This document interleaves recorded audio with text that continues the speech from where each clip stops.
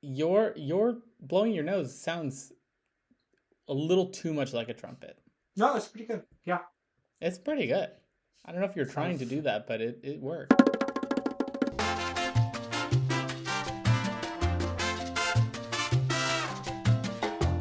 So, some quick stats, Ryan, about our last video Yeah. that I pulled from Google Analytics. hmm Does that still work these days? 60%, huh? Does that still work these days? In platform on YouTube. I am not speaking to the larger Google Okay. Analytics or GA4. That dumpster fire is for somebody else to figure out. But in Nick, isn't that platform, literally your job to figure out? Okay. Okay. um, in platform, with skewed numbers that I live in my little hidey hole in, 66% of the people that found our video hmm found it through a keyword search. So Interesting. I've been doing some like optimizations on their videos with like the title of the file that was uploaded, like syncing the description to the title of the video and stuff like that, and then doing keyword tagging. Do they do the automatic like caption Yes, they do. generated? Does that go into the keyword? Okay. Yes, it does. Business, podcast, billionaire, Business. business, business, doc, stonks, Stonks. To the moon. To the moon. Diamond hands. Diamond hands. Diamond Theranos. hands. Tesla. Cybertruck. SpaceX. Rockets. Rockets. Rockets. To the Now that we got moon. that out of the way. Okay, yeah. Anyways, Honestly, that so could be our 60. intro right there. Yeah, I might use that as the intro. 60% of the people found us through the tags, which is great. It means it's working. I'm gonna keep doing it. But also, 88% of the people that watched our video were women. And only 40% of them are in the US. The second largest country was Germany. Are we gonna get jobs out of this? You know what, Ryan? I hope so. I hope so. I hope somebody's like, whoever that is, fly them to Germany right now. That's, you know what? I'm putting it out there. I know that you're not on TikTok, but Yep, I'm just to gonna stay kind that way. of bring you up to speed on the weekly changes to the entire world of TikTok, there Yes, is yes, this please. kind of swinging of the pendulum away from this kind of like nihilist view of the world that we had, I don't know, during COVID and kind of like following COVID, hmm where people are saying, uh, I'm just gonna like, it's kind of like faking it till you make it, but to a point where it's called like being delusional on purpose, where they're saying like I'm being delusional that I'm going to get the job of my dreams, and I'm just like live like it's a lot of things already. Like it's like you either say it's manifesting or it's like faking it till you make it, hmm but it has now a term on TikTok where it's going from the very silly to the very serious, where they're like, I'm delusionally living as if I'm about to get XYZ. I'm delusionally acting like I already do this or that. Um, and you know what? I'm not saying it's not working. Uh, it's like I that. mean, we're, It's like we're that. founding a startup, so we're clearly living in delusion as it is anyway. I have Yeah, actually a it's book that I wouldn't recommend because I yeah. didn't like it that much, but that talks Okay. a lot about this. It is called Fish Don't Exist. It's about um, the founding president of Stanford, who was Mm-hmm. not only a eugenicist of rather strong reputation in that community, but also Okay. probably a like murderer who murdered the wife of the person who founded Stanford because she wanted him to basically not be an asshole.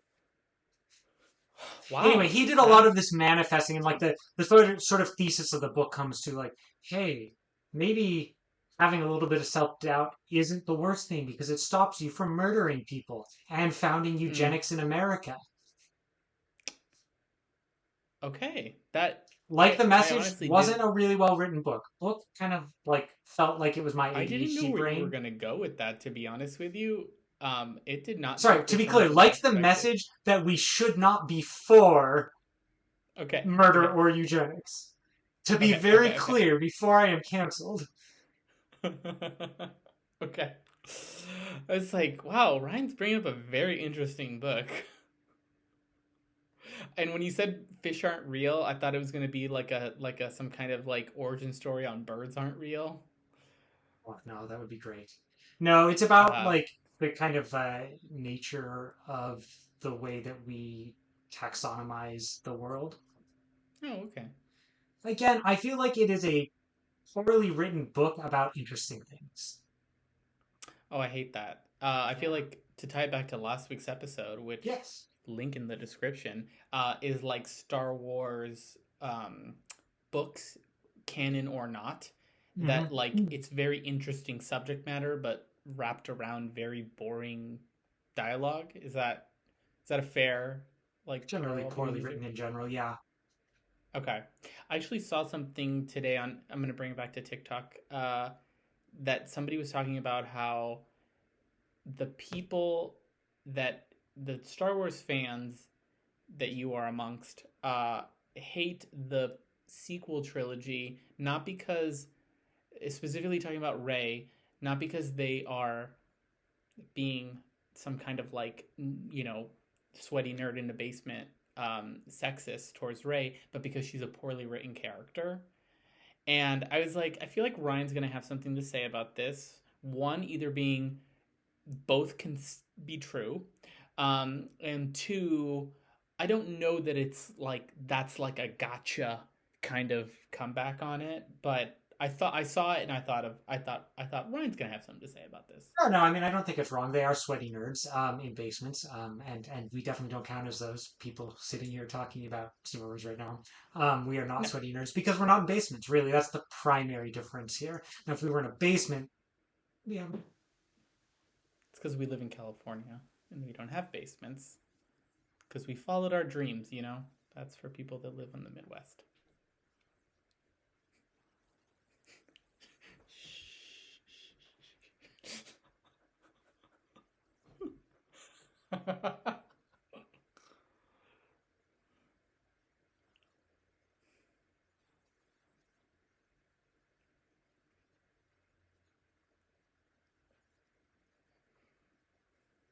Mm,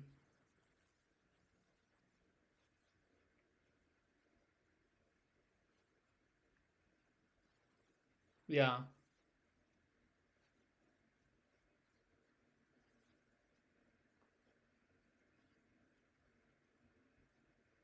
Mm,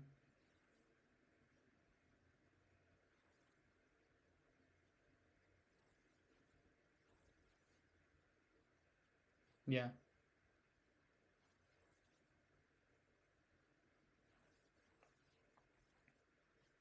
Yeah.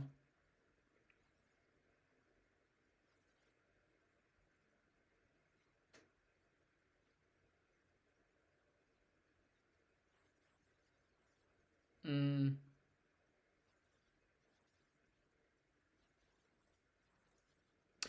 you know what I? Yeah.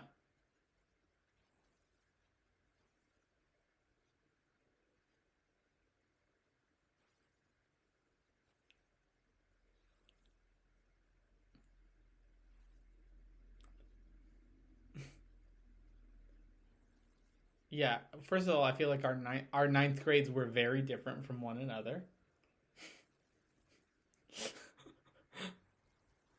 Oh, Ryan. I was realizing that I didn't give two shits about what anybody thought about me in ninth grade. And I was like, wait a second, wait a second. If I give no fucks, I feel a lot better about myself. So I kid you not, I let my fuzzy hair grow out and I would wear a tie around my head like Jimi Hendrix because I saw Jimi Hendrix do it and I was like, there there's no rules that explicitly ban the wearing of ties around your head. I was Airbud rules. And then I wore a pea coat with the collar popped, super skinny black jeans, and then black and white checkered Vans that I would take a red Sharpie and I colored in the white with red. So that was like my ev- everyday. No, no, no, no, no. You were not. you had to buy the white ones and then you had to paint them red. It was the small defects that what made it good. But mind you, I went to school that was like 85% Armenian. So this kind of like rebellious kind of thing was not like the high school on Glee that was mostly white kids, that this would have been a bigger thing. I was a non-issue at large to this school dressing like that because they had bigger fish to fry. Um, so it was weird that I was like, oh, I don't have to care about anybody or what they think of me. I can be the way I want to be. But also, I could still be invisible because I am not like by and large what the issue is. I'm sure that was not the case at your high school. Yeah, my high school was weird. Nick, the choir kids ruled the roost. Like they were the popular kids. So I don't know that we can really take anything from my school as like Like a Glee? meaningful. I mean, fucking yeah. Like Wow. legitimately, it was really weird. And like, band kids are always nerds no matter where you go. But band kids Yeah. had a lot of crossover. So like, you had this sort of like pseudo you have this pseudo connection to cultural power, right? Like it was a very soft power. Um, Mm. because, like I went and I played in all of the, I mean, not all of them, but I played like for a number of the musicals that happened, right? And all that. And like, again, weird ass school. Like these people were the cool kids and not like, oh, haha, like choir's cool. No, they were just actually the kids who were cool, all happened Yeah. to go and be in choir. Yeah, it was Huh. really weird. So. That is that's unique. I would say that's It, not the honestly, norm. I think really shaped like kind of my approach to power is like this very like Ah. being the person at the top is not good. That's not fun. It sucks. Like you don't want to do that. You want to be the person who talks to the person at the top. This is the evil So you, vizier. I need a longer beard. Um, yeah. So you went through that and you're still not into musical theater? God no, musical theater shit. Okay, so Ryan, I Nick, do I not have like played so musical. much music and I have hated so much of it. So Like just because I'm you gonna tell play a you lot of right, music doesn't mean you don't hate I hate musical theater. Like I hate 98% of musical theater. If it. there's a song that says I want this and he's looking up at the top of the ceiling, like I can't. Shut it down. You shut it down. Um I watched Into the Woods Hmm. and we saw it live at the Almonson here in downtown. And then I watched a video that talked about like breaking down all the choices and everything. And I was like, this is good. Like this is so intentional. And it's not like you're gonna put it on for fun. It's not easy listening, but on like a just a scale of like Cats to the best movie you've ever seen kind of thing. To me, this was fairly good, and I was like, I'm crazy that Ryan doesn't like musical theater. At least not like being very specific. Like Into the Woods, I feel like you would eat up So all of there, the like the little pieces and like how it all like ties together. I will say there are some exceptions to that, particularly as you go very old, like when you get that line between like musical theater and operetta, I think like I find Okay. nice. There's a couple things. One, actually, Cats is very interesting if I can take an aside because I have a very dear friend who saw Cats for the first time on a significant amount of LSD and came out with this like grand view of the world and like literally like formed around the concept of like this interpretation of cats. Oh my And you're god, like, this is so really sorry for bullshit. him. But then you hear him talk about it, and you're like, God damn it, I couldn't believe this. I couldn't articulate it to you, but like he has literally Yeah. written like literary criticism, not like to like publish or anything, just for his own edification on his like interpretation of the world via the musical Cats. And Oh, that sounds so very pedantic. he we all sat down. He forced us to watch it while he was like narrating over the top what was going on and all the significance. And I was like, you know what? I don't hate this. I mean, I do, but I don't Yeah. hate it.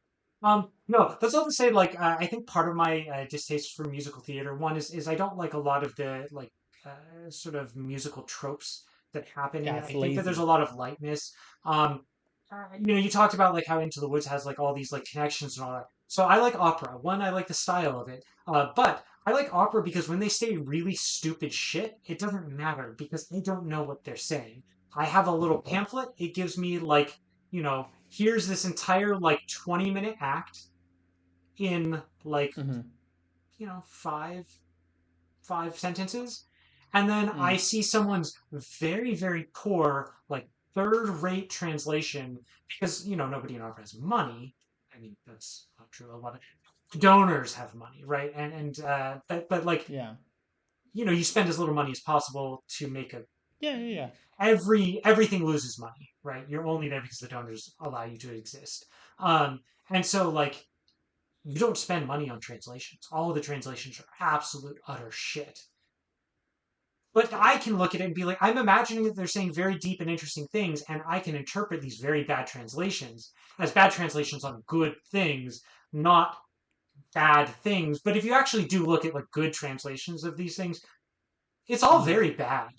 It's very, very bad. But it's okay because it sounds beautiful and my mind imagines it as beautiful.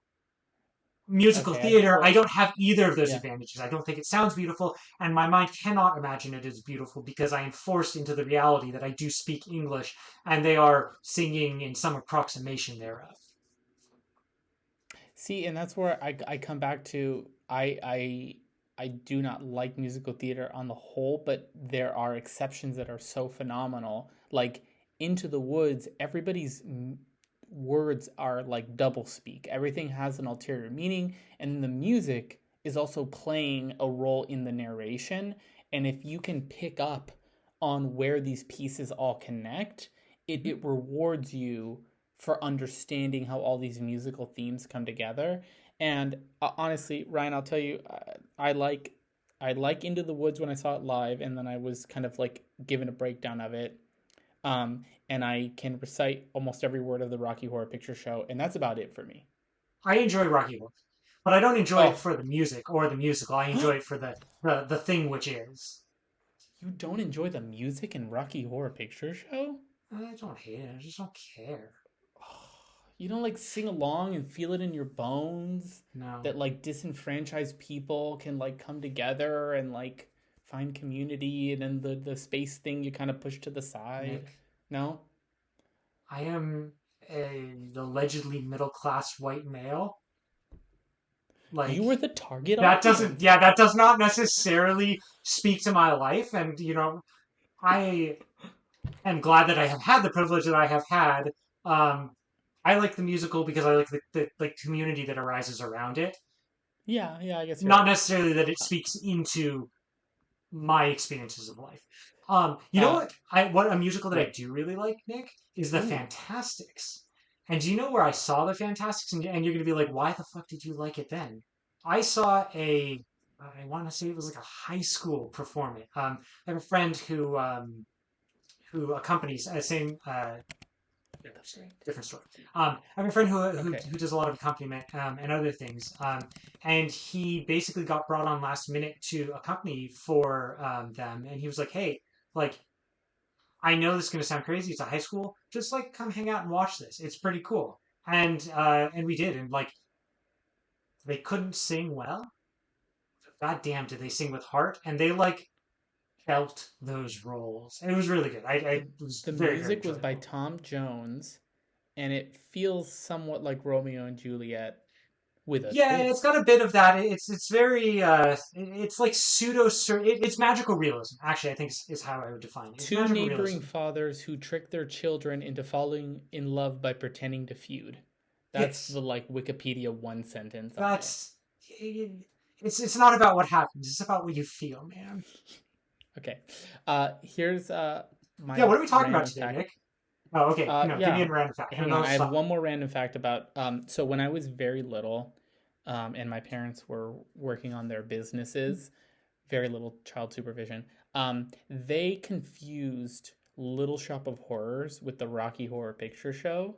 Those are different things, So yeah. I got delivered in the mail through Netflix, the Rocky Horror Picture Show being told and getting approved on Little Shop of Horrors. So I kept waiting for the big man-eating plant to show up, and Which, it to be just fair, it's very like believable in Rocky Horror that big man-eating plant would show up right. under And I any was like, meaning of that phrase. there was no man-eating plant. But for a 9-year-old watching that, you're like, I have some ideas about the world now. Oh man, that's great. I was way too young to watch it. Anyways, So so what are we yes, talking what are about, we Nick? talking about? What's the what's the real business? Get that SEO in business, business, business. Business. Elon Musk. So X. I thought, we had such a great back and forth last time. Um, I thought potentially we could either I'm going to leave this up to you and decide it in real time. We Oh, can either sure. we could talk about one of our startup concepts and kind of go through the ideation to kind of practical breakout because I do feel that that's relevant for people that are, say, have an idea for a business. It's now easier than it ever has in the history of people to kind of like take an idea and run with it and kind of trying to turn it into something. So to help show people what we took as far as those steps might be interesting. I also thought it might be interesting to have you spin tales from your time at a startup, a tech startup, and kind of talk about those experiences and then see what kind of spurs from those stories. Um, and I was going to leave it up to you to kind of decide which direction you thought we could kind of have more of a dialogue on. Inevitably, we're gonna go off on tangents, and it's all gonna As we come do. back to cats anyways. So, Oh God, please no. We're Peter. You have to watch this. It's the deal. I talked about cats on your behalf. You have to watch this now. Um, um, So I don't know. Like, here's the thing. I kind of like the idea about the startup thing, but I okay. am not necessarily someone who's good at being like, oh, off the cuff, here is a story which I think will be interesting and engaging. Like, I can't answer Mm-hmm. questions. I don't know if we want to like start that. Mm, Maybe we jump on something. Otherwise, maybe we cut the 10 minutes in. We're like, we're not going anywhere. We can cut this section. Like, however you want to do it. I okay. do think so. Okay. I guess in particular, I think that less as like a this is what I want to do, and more as a I think it would be nice because we already had talked a little bit about the Star Wars betting before the last show, Yeah. right? Like we came in with an idea already, and if we're talking about the thing that I think you're talking about, the HVAC thing, like Mm-hmm. we've already done a lot of ideation there, and so like I think there's an interesting aspect to us kind of doing some sort of ideation live. um, Okay. I don't know, Nick. So Nick and I do Let a lot me. of projects together for the audience. I'm going to explain Yeah. the shopping cart to the audience.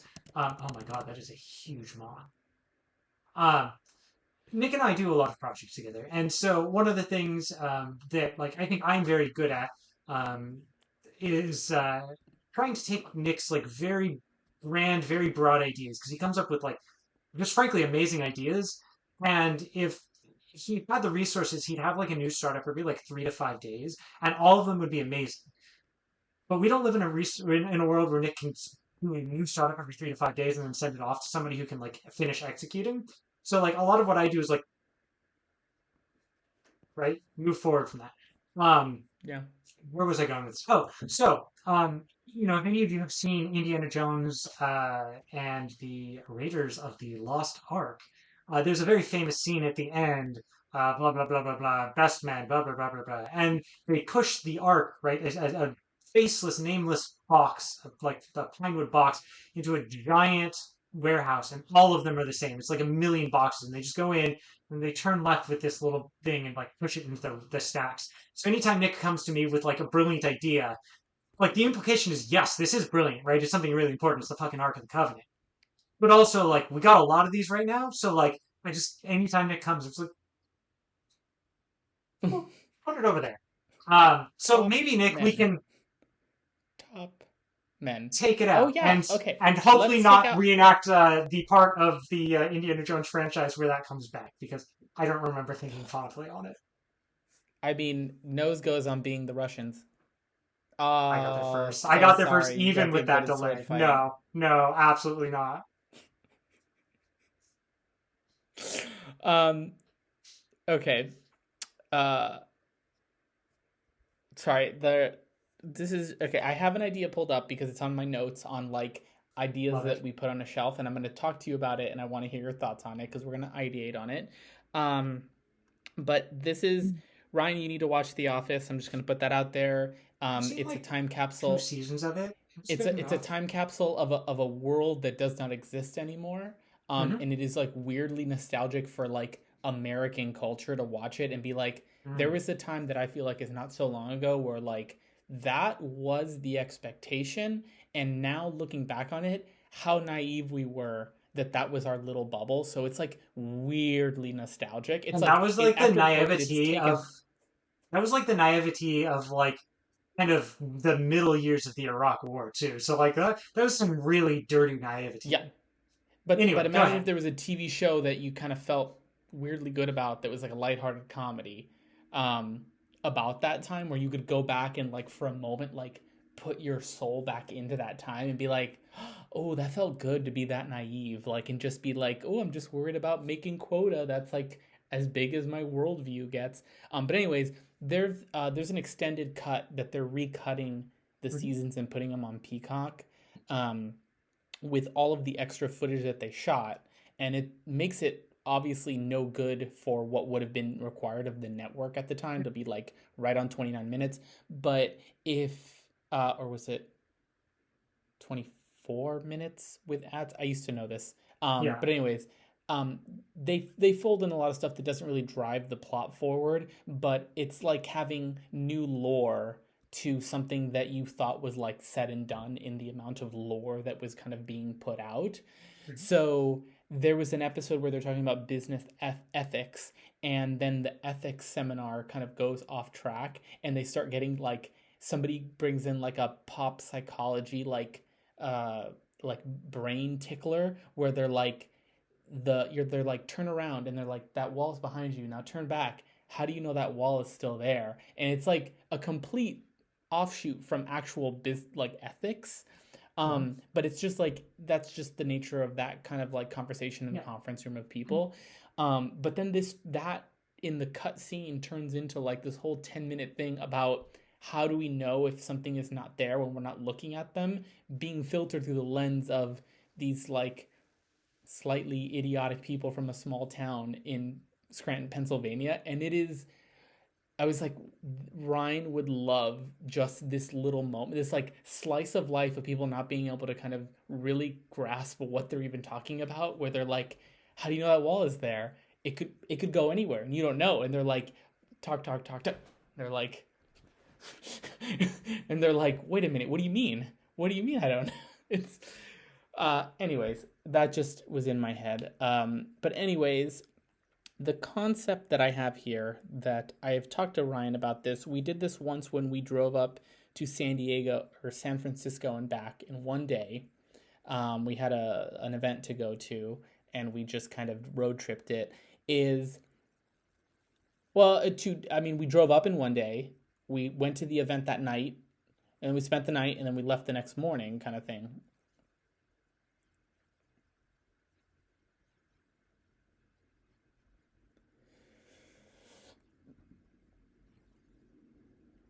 Yeah. Um. So I had this idea. And it started off as just like a fintech product, and then I thought, well, why not just turn this into a bank? Because the fintech products are famously they're not banks, and your deposits are not secured, even if you partner with a bank to like FDIC insure it. And I thought, okay, however this shakes out, the core concept, the value prop of switching over to this bank that I call New Bank, spelled NU Bank, very WeWork. It's great. It's great. Yeah, It's Nick, have you phenomenal. seen about WeWork, by the way? Yeah, I saw it. I saw it about WeWork that they're Yeah, gonna file okay. for bankruptcy. Yeah. Um, I will they just say, if didn't I have can an. interrupt really quickly, Yeah, this is yeah, yeah, also a concept we've talked about. You have something we haven't yeah. talked about. You spent a lot of time talking about this one too. We can do it if we need Yeah, to, but like, I want to get something new, yeah. you know? Okay. Can you come up with an idea on the spot? Do you do that? I don't know. Uh, You always come to me after some amount of time, so I don't know how on the spot any of these come. oh, you know what? I think. Oh, okay. I'm gonna give This you is, by the way, two. something we should talk about at some point. Yes, we should because I Yeah. I still want to go forward with it. Anyways, I have two things. Let's One, get I a believe I let's get talked a to you. guest lawyer on it when we do that. Oh, that's a great idea. Oh, I'm gonna. Okay, I'm gonna check my network. You see if there's anybody that's counsel that could like I don't. I come on don't for like have. an unofficial. I have friends who are pre-lawyers. I do not have any lawyer friends, and they are Pre not the lawyers sort get of really weird about providing legal advice. yeah because they have to, Nick. If you are a pre-lawyer who is providing legal advice, you don't get to stay in that pre-lawyer track. Or rather, you can, but you don't ever leave the pre-lawyer track. You are eternally pre-lawyer. Yes. Okay, I have. Oh, you know what? I have three. I actually have more than three, but I have three that I'm going to bring up right now. Okay, yeah, hit me One I up. think I talked to you about a while ago, and the other two I don't know that I did. Okay, here's my two. Here's the two that I don't think I've talked to you about. Do you know that the mugs that are called Ember, Oh that yeah, I have like on a little their charging pad kind of thing? I You know have what the I'm talking about? competitor. Yeah, I have the cauldron. Okay. So I had one of those for a while. It was Mhm. like it had the saucer that plugged into the wall Yeah, and it like yeah, they're kept it super hot kind cool. of thing. Okay. The biggest problem with that was that if you made any drink that was not like black coffee or just tea, if you had milk in there, the bottom heating element would get too hot and it would essentially form a like milk skin on the top of the thing that you'd have to either pick out or whatever. If you were using that, I was using it in the office on my desk every morning, and if I let my coffee sit, it would form this like film of milk, and it was gross. It was really Mhm. gross. Um, and it's just because it kept it too hot. Another thing that would happen is as I drank it, Or do you not control the temperature on it? so no, it had you can Yeah, go you on. can Sorry, control the this is temperature on it, so but emblematic of our relationship. I will tell you more later. Go ahead. okay, so you can control the temperature on it, but if I said, hey, I wanted it to be 100 degrees, Hmm. or yeah, 100 degrees, for example, if the cup is all the way full, it was set to that 100 degrees. If the cup had this much liquid in it left, it still detected liquid. It was at 100 degrees. Well, it didn't control based on measuring the temperature of the actual No. liquid. Oh, Well, if it did, it didn't work like shit. I'm going to tell I you love right this. now. I love this. Okay, so if Nick, it did, it didn't. So basically, one, I thought, okay, easy thing. You need to detect the temperature, or B, if you want to get real fancy, you could have some other kind of sensors built into the walls to understand the difference in the heating element needs based on how much volume is in there. That's like one, but two, the real like differentiator was I still have that stupid like film problem on the top of my latte essentially. And then I thought, you know what? I see those the little frother machines from Nespresso that are essentially the mixer guys that they use in like lab equipment where there's a little oh yeah, pill a little that's magnet. Yeah, a yeah. I was literally just thinking this. Okay.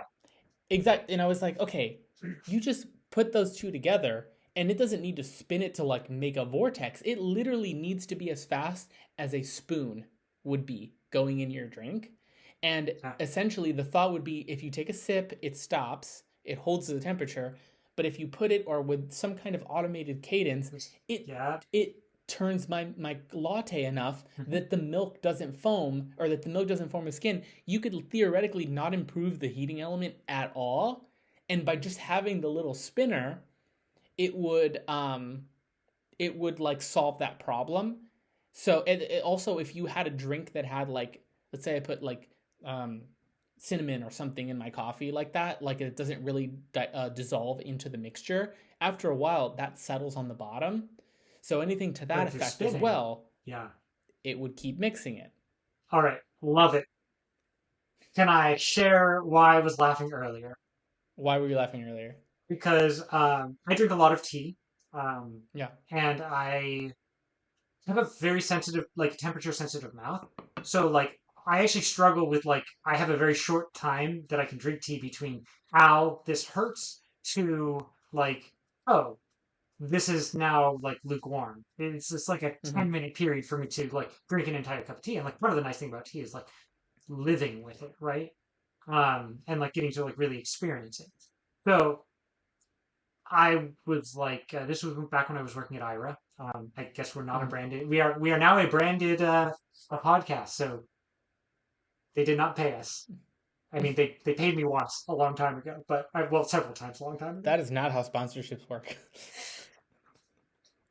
Um, so no, no. So I was working there, and I was doing, we'll say, 10-hour days, and pretend that that was what I was doing, and not much longer. Hmm. And so I needed a lot of caffeine, and so I was just chugging tea, and Hmm.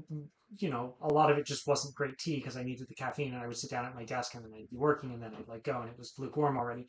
So I got one of Yeah. these, but I spent a lot of time going back and forth. At the time, it was Ember, and then the other one was Cauldron, like Caldryn.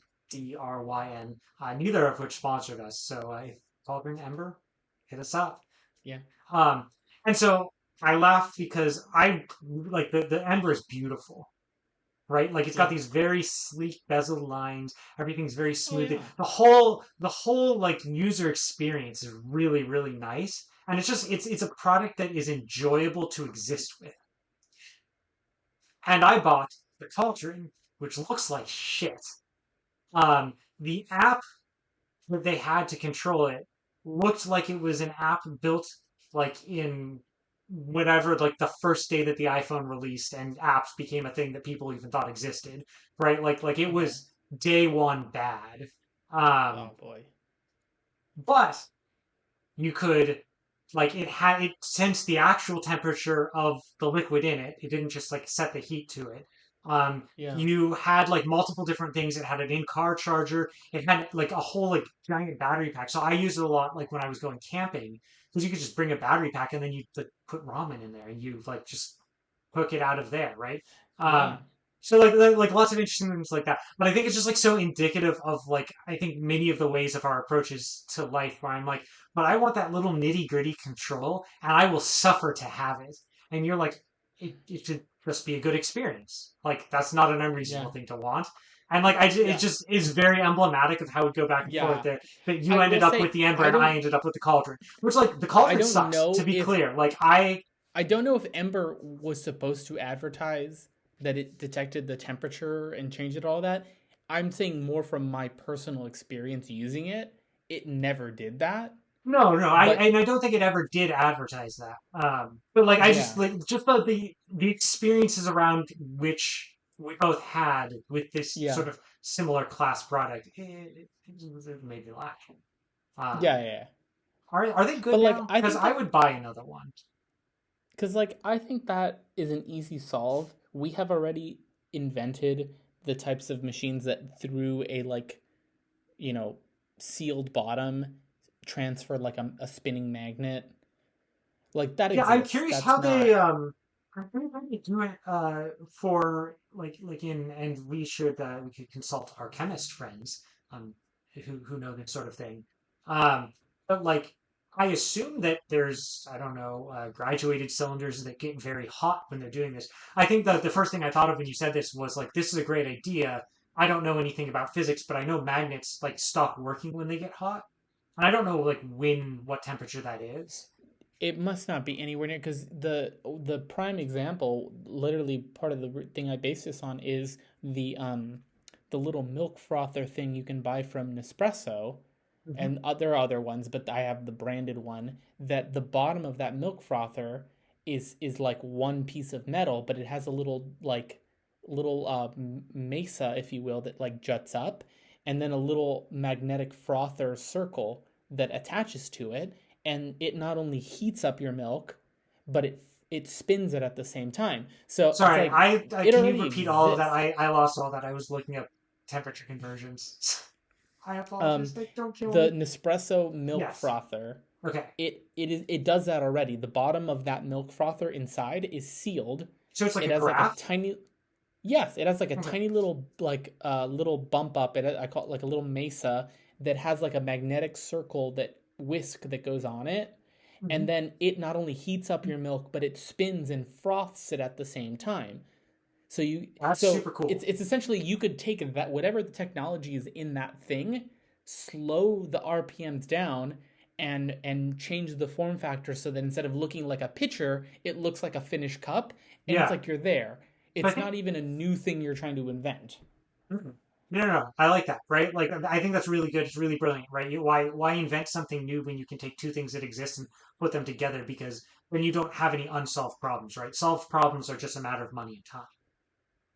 And Uh, that's where I ran into the wall because I actually found the factory that did that in China mhm. that made those frothers. I love And that you did that. funny enough, they were on Alibaba as well. So I could have reached out, started to communicate, but you got to pay for samples. Yeah, You got to pay for shipping. That is not out of the question, but for I don't know something on spec that you're just like whatever. yeah. It's not. I don't have spec money yet to just be like this might be a business opportunity. Throw some money at it to find out if there's any viability, and then we'll circle back on it, kind of thing. So that's where it paused, but You realize I that, don't think it's a bad that's idea. just that's just a startup investor. You Well, I just don't know any Ryan. Do you know any Ryan? Nick, if we knew one, we would We have wouldn't be fewer having this problems doing the things we're podcast trying to do. in our homes right now. We'd be in Bali. Um, Oh, that's fair.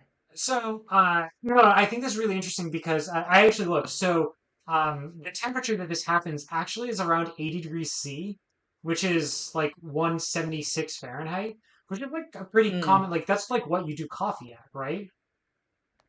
So I imagine that Mm, probably mm, the interior has to be metal. The part that actually gets heated is yes. probably metal, and then they have to have some sort of like really good, um, some sort of really good insulation for the magnet itself. Now, my thought is that sits in the bottom, right? You're not heating that up. It's sitting in the Mm. bottom and spinning. What we'd have to do is get it sitting like partially up because the heating element is in the bottom. And then you'd almost have to have it like do like a sine No, wave but that's the around. thing. That's what I'm saying. It's a solved problem. The heating element and the spinner thing on these frothers, they're all essentially almost on the same level. Wait, there's a heating element in the Nespresso one? Yes. Oh. So then it's really not Heat even like, it is not even a solved problem to put two things together. It's literally just change form factor.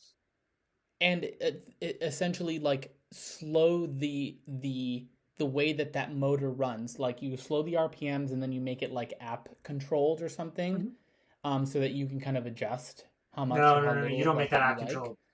No, no, you can't make that app Oh, controlled. because Designed for human somebody's gonna fuck it stupidity. up. Designed for human stupidity. So what you do is you have to. I mean, any drink is going to be mostly water based, right? So we can just like kind of take assume that what is in there is mostly water, has the density of Mm-hmm. water, um, and then you can just have like a little tiny like that little pad on the bottom, right? Just gonna have, and then actually this solves the problem of it not spinning once you pick it up, right? So the pad on the bottom is gonna have a very tiny kitchen scale.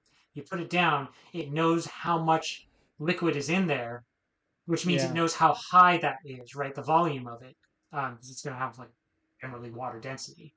Um, and then it will spin on a rate based on that. Like if you wanted to get really cool, you could like deal with viscosity because I don't know, like hot chocolate or like a lot of Has chocolate a different percent, probably. and you'd also want Yeah. a gyro But in I there think in because general because you wouldn't want as you picked it up for it to be spinning because it would be spinning as you're drinking it and it might like so like there'd have to be like a gyro where when it sensed that you went to oh go no no take a no. This is sip. no longer a solved problem. This is too much. You're over engineering.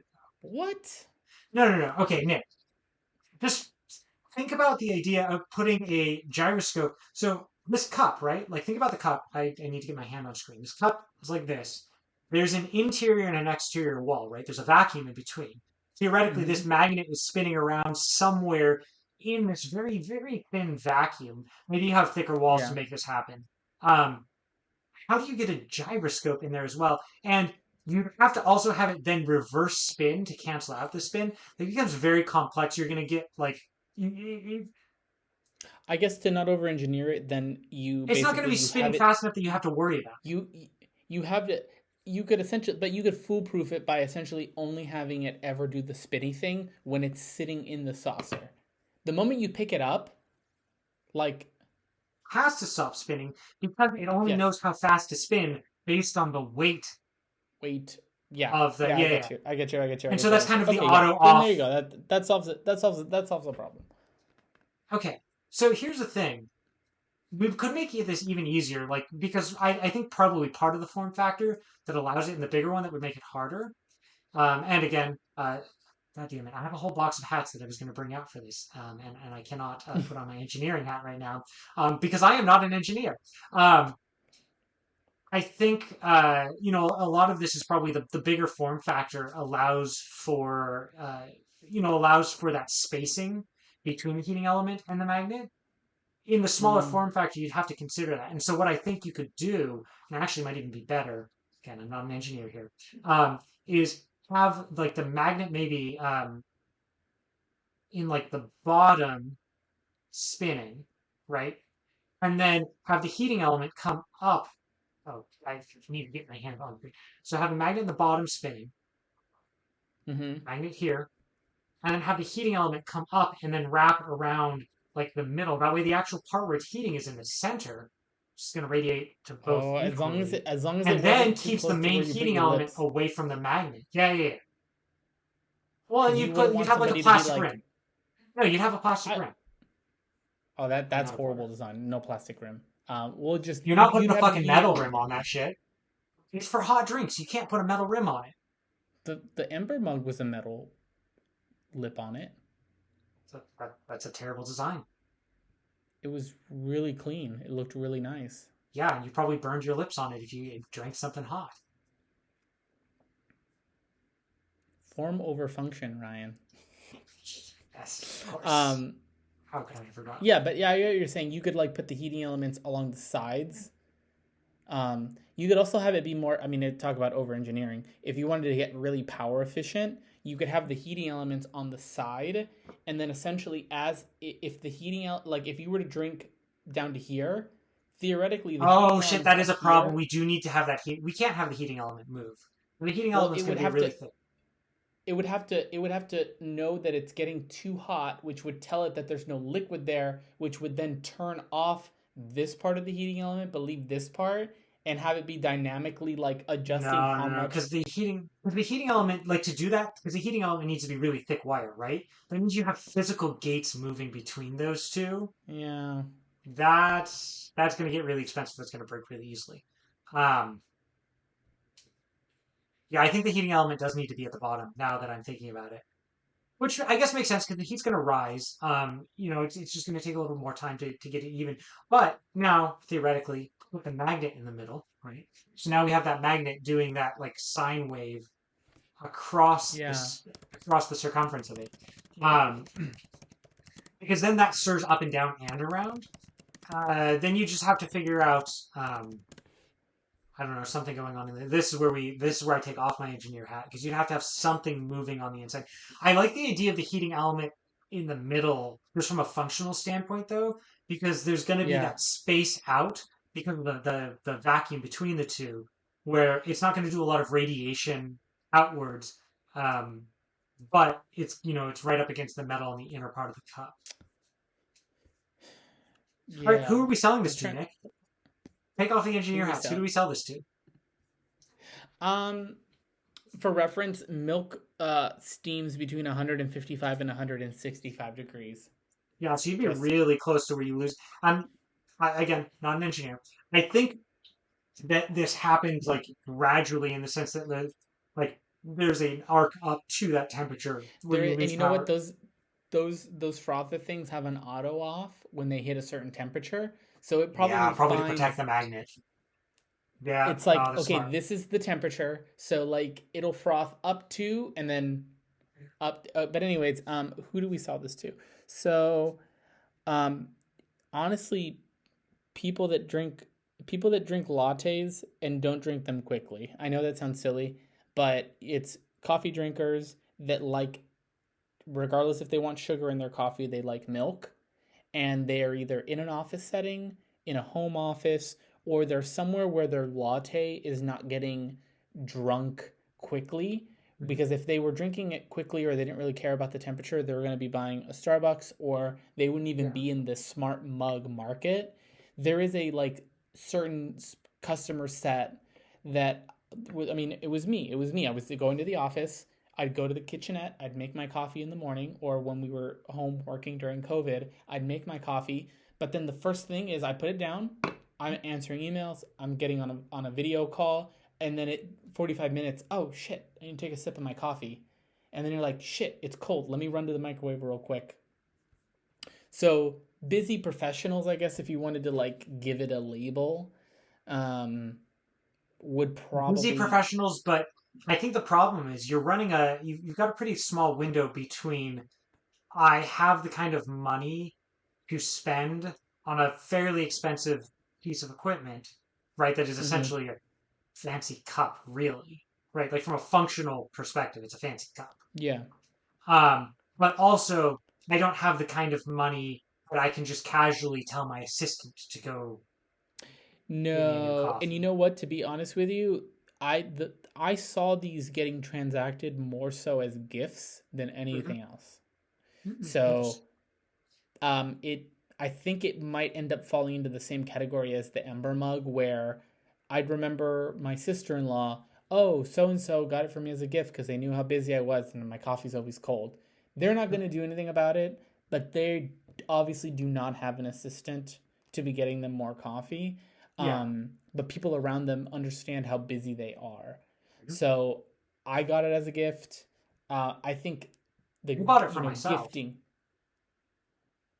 but Like when I like bought mine. you bought the, I would argue, the more functional one Yeah, but it was as that like the expensive. And I think it was actually slightly more expensive at that time. oh, then that's just that's my lens on it, is that it was very gifty. The one that sat on your counter that had the little saucer that had to be plugged in, that is Mhm. either at a home office or it's at a desk at work. You're not taking that with you. The battery, once you took it off the saucer, only lasted Yeah, an a very hour. short time. Yeah. It was definitely meant to be placed at a at a desk, which worked great for me in the office. Ember is on their Series E right now. Are they really? Yeah.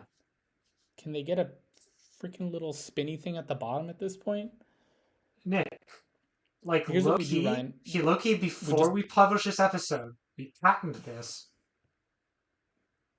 I was about to say, well, remember, you can file a provisional patent without actually having the patent fully like drawn Yeah. out. So you file the provisional patent and then you just sell it to Ember. Are you paying for Crunchbase? No. Damn it. Neither am I. I want to know more. Didn't we don't we get it for Founders Hub, Oh, we or might was it have. not? Oh, that reminds me. I got a bite on the co-founder thing through Y Combinator. Oh, wow. Okay. I reached out. He a guy reached out to us. I followed up with him to let him know what the opportunity was, and uh we'll see what he says. Engineer? What? Engineer? Yes, yes, yes, yes, yes, yes, yes. Looking to come in at like a co-founder level or like a. Don't know yet. Okay. Don't. That's what I'm like. I'm making sure that he understands it's an equity play, and that it is a, like, at this point we're looking for an engineer, for the right person in the right benchmarks, a founding engineer. And if he's like a rock star and going to be doing XYZ like over the moon, like a potential co-founder engineer. Right. Um, I would very much like to take that one. Oh, yes. let me get back to So we'll see what he says. We'll see what he says. But product anyways, yeah, we design. could probably file a. You know, look up how much it costs to file a provisional patent. So I forgot. Yeah, I just was on a different browser. I wasn't logged in. So I can actually see. Ember has raised 68.4 million over 7 rounds. But I feel like that's not that much for a hardware-based company. No, but I mean, how much money are they spending? Like, I guess you're right. Those embers are pretty pricey. they're pretty pricey, and it's the actual tech behind it. Again, it's a solved problem, right? Like, the problem Yeah. is can you No, it's do manufacturing. The induction manufacturing and heating? shipping are going to be Yeah. like their biggest issues right now. So their A was 1.1, their A number two was 1.4. That was 2014, October 2014, August 2015 is Oh, so 1.4. they're like cash. They must have been cash positive Pretty from early. the early, like from early on, December and they're 16 honestly was probably 6 million, 17 was 16 million, and 19 was 20 million. And then fuck. they did some sort of debt financing. We don't know how much.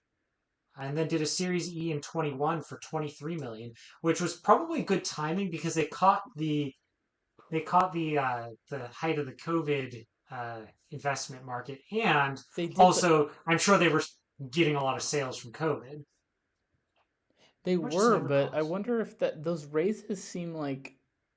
I mean, the early ones tell me that potentially they were cash positive enough to fund their own growth on the hardware side. Maybe there was like Mm-hmm. big advertising spend or big like performance marketing type of What's it cost to nonsense. manufacture something like that?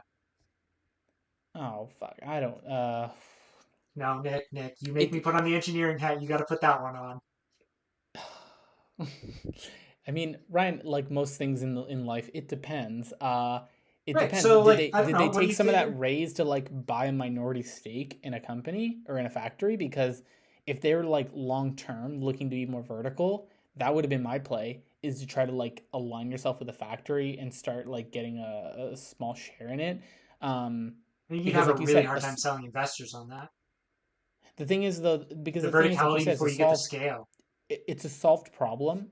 Hmm. Like, so you really have no moat, unless you have something that's stopping that factory from going to anybody else that sees traction with it and selling a rip-off version of it. You have to get something to help you build that moat.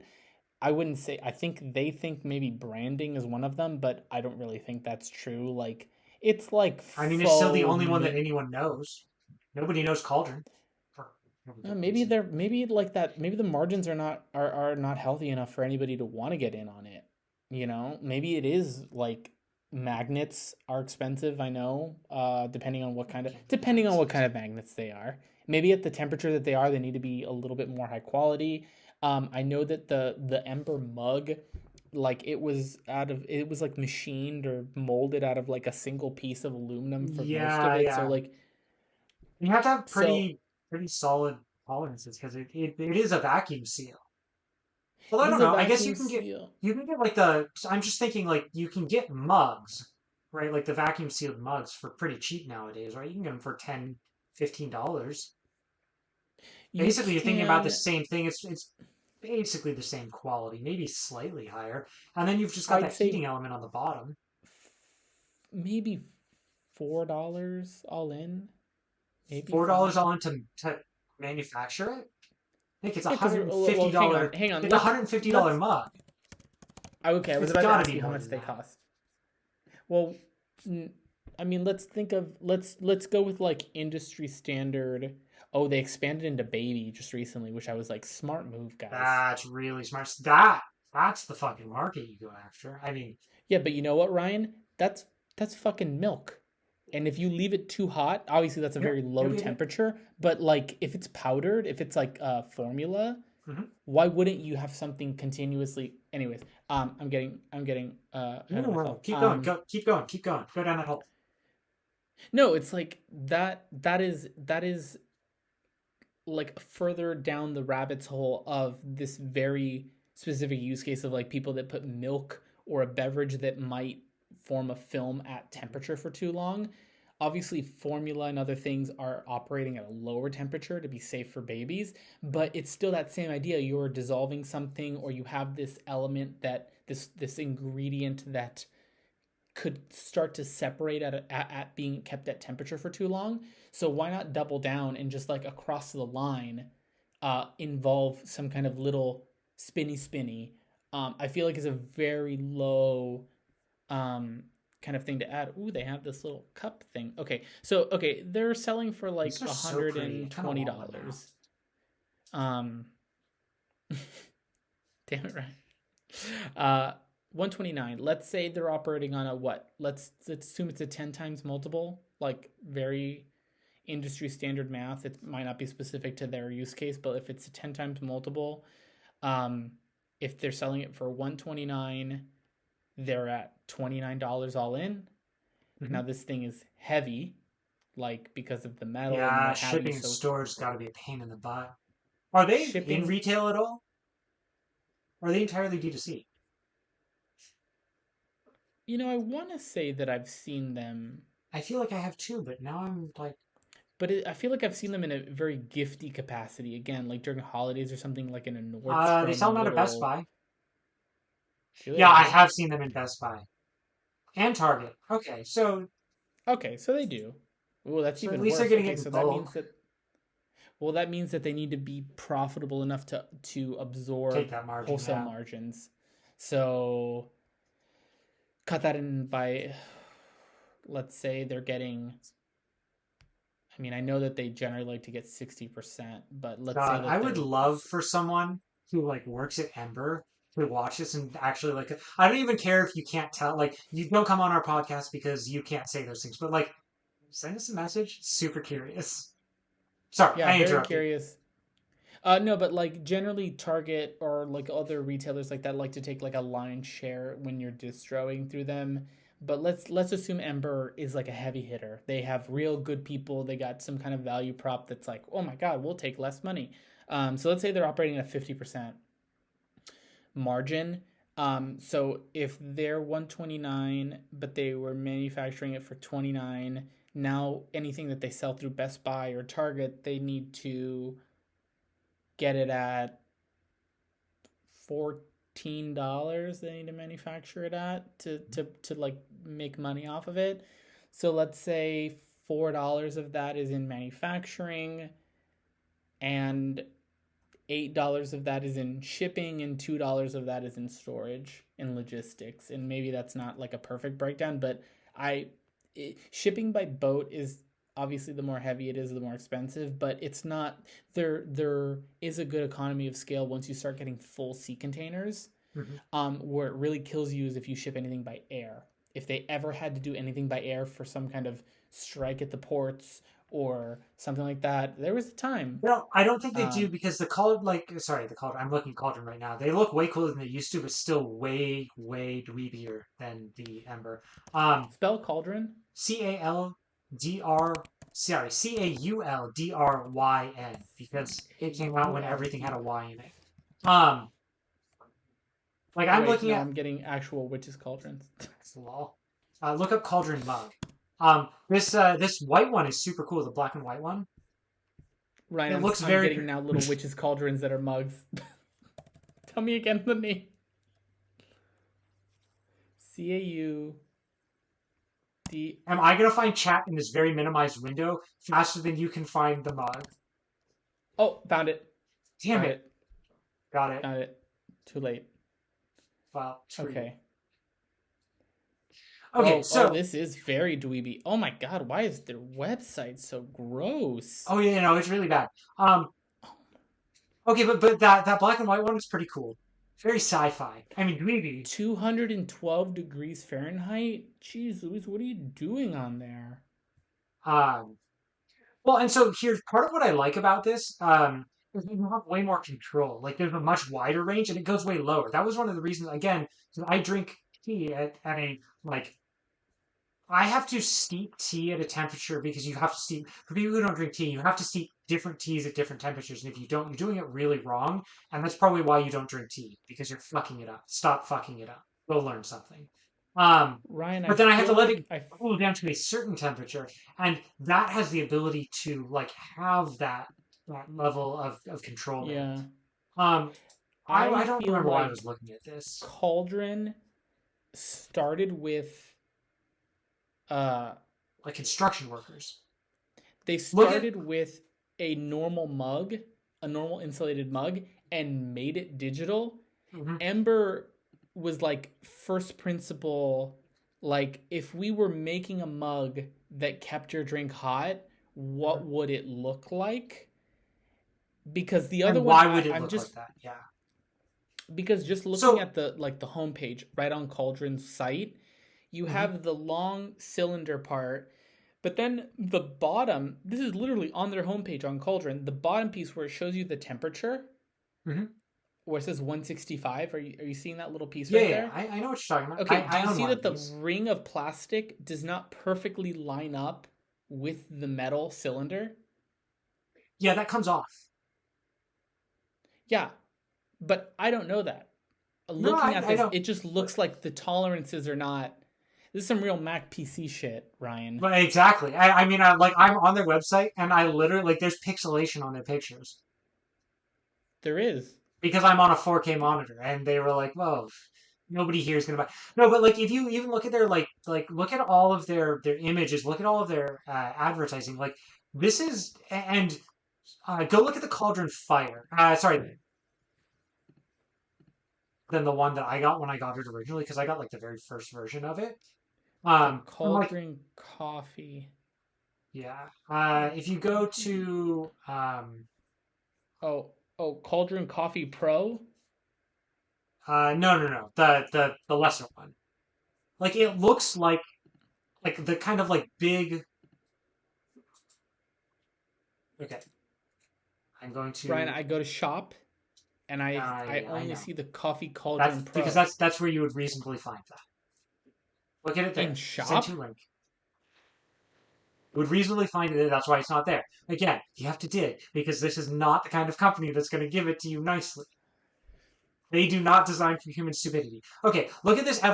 So, like, where I sent you, go down, scroll down to the evolution of Cauldron. I actually had the Cauldron Fire, but it didn't have that.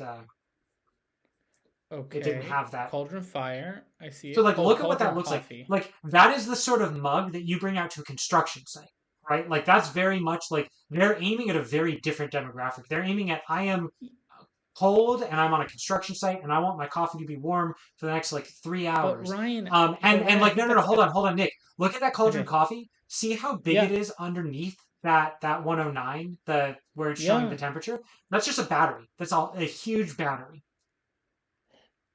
But see, that's the thing where it's. I feel like in it just because you're targeting a specific demo does not um absolve you of understanding the limitations of that demo. Uh, No, I agree. Case in And point, honestly, it's if probably why if Ember's way bigger and nobody knows what the fuck Cauldron is. construction workers, if that's who their demo was, I can tell you that like Tervis and Yeti have like a grip on that demo, and they will take a Yeti that will keep their coffee reasonably hot all day without them having to do anything. I want to be clear here. I am not defending their business decisions. God I'm saying damn I it, can Ryan. Now, understand that no, this no, is no, but where it like, looks like they were yeah, thinking that they were getting. I mean, again, it's clearly, I mean, not a failure. They still exist, right? And it's hard, especially as a hardware company, to still exist, yeah, several years later. But they're yeah, not Ember. They're not the one thing that people know. they're And I think not. it's because they weren't, like, they're not going after a techie demographic. Like, I think this newest version, this Cauldron Coffee Pro, like, looks like something that like that's what I'm going to put next to my Alienware computer. Also, if you have an Alienware computer, you're not a real geek. um Coming out strong here. Alienware, I would take that back if you want to sponsor us.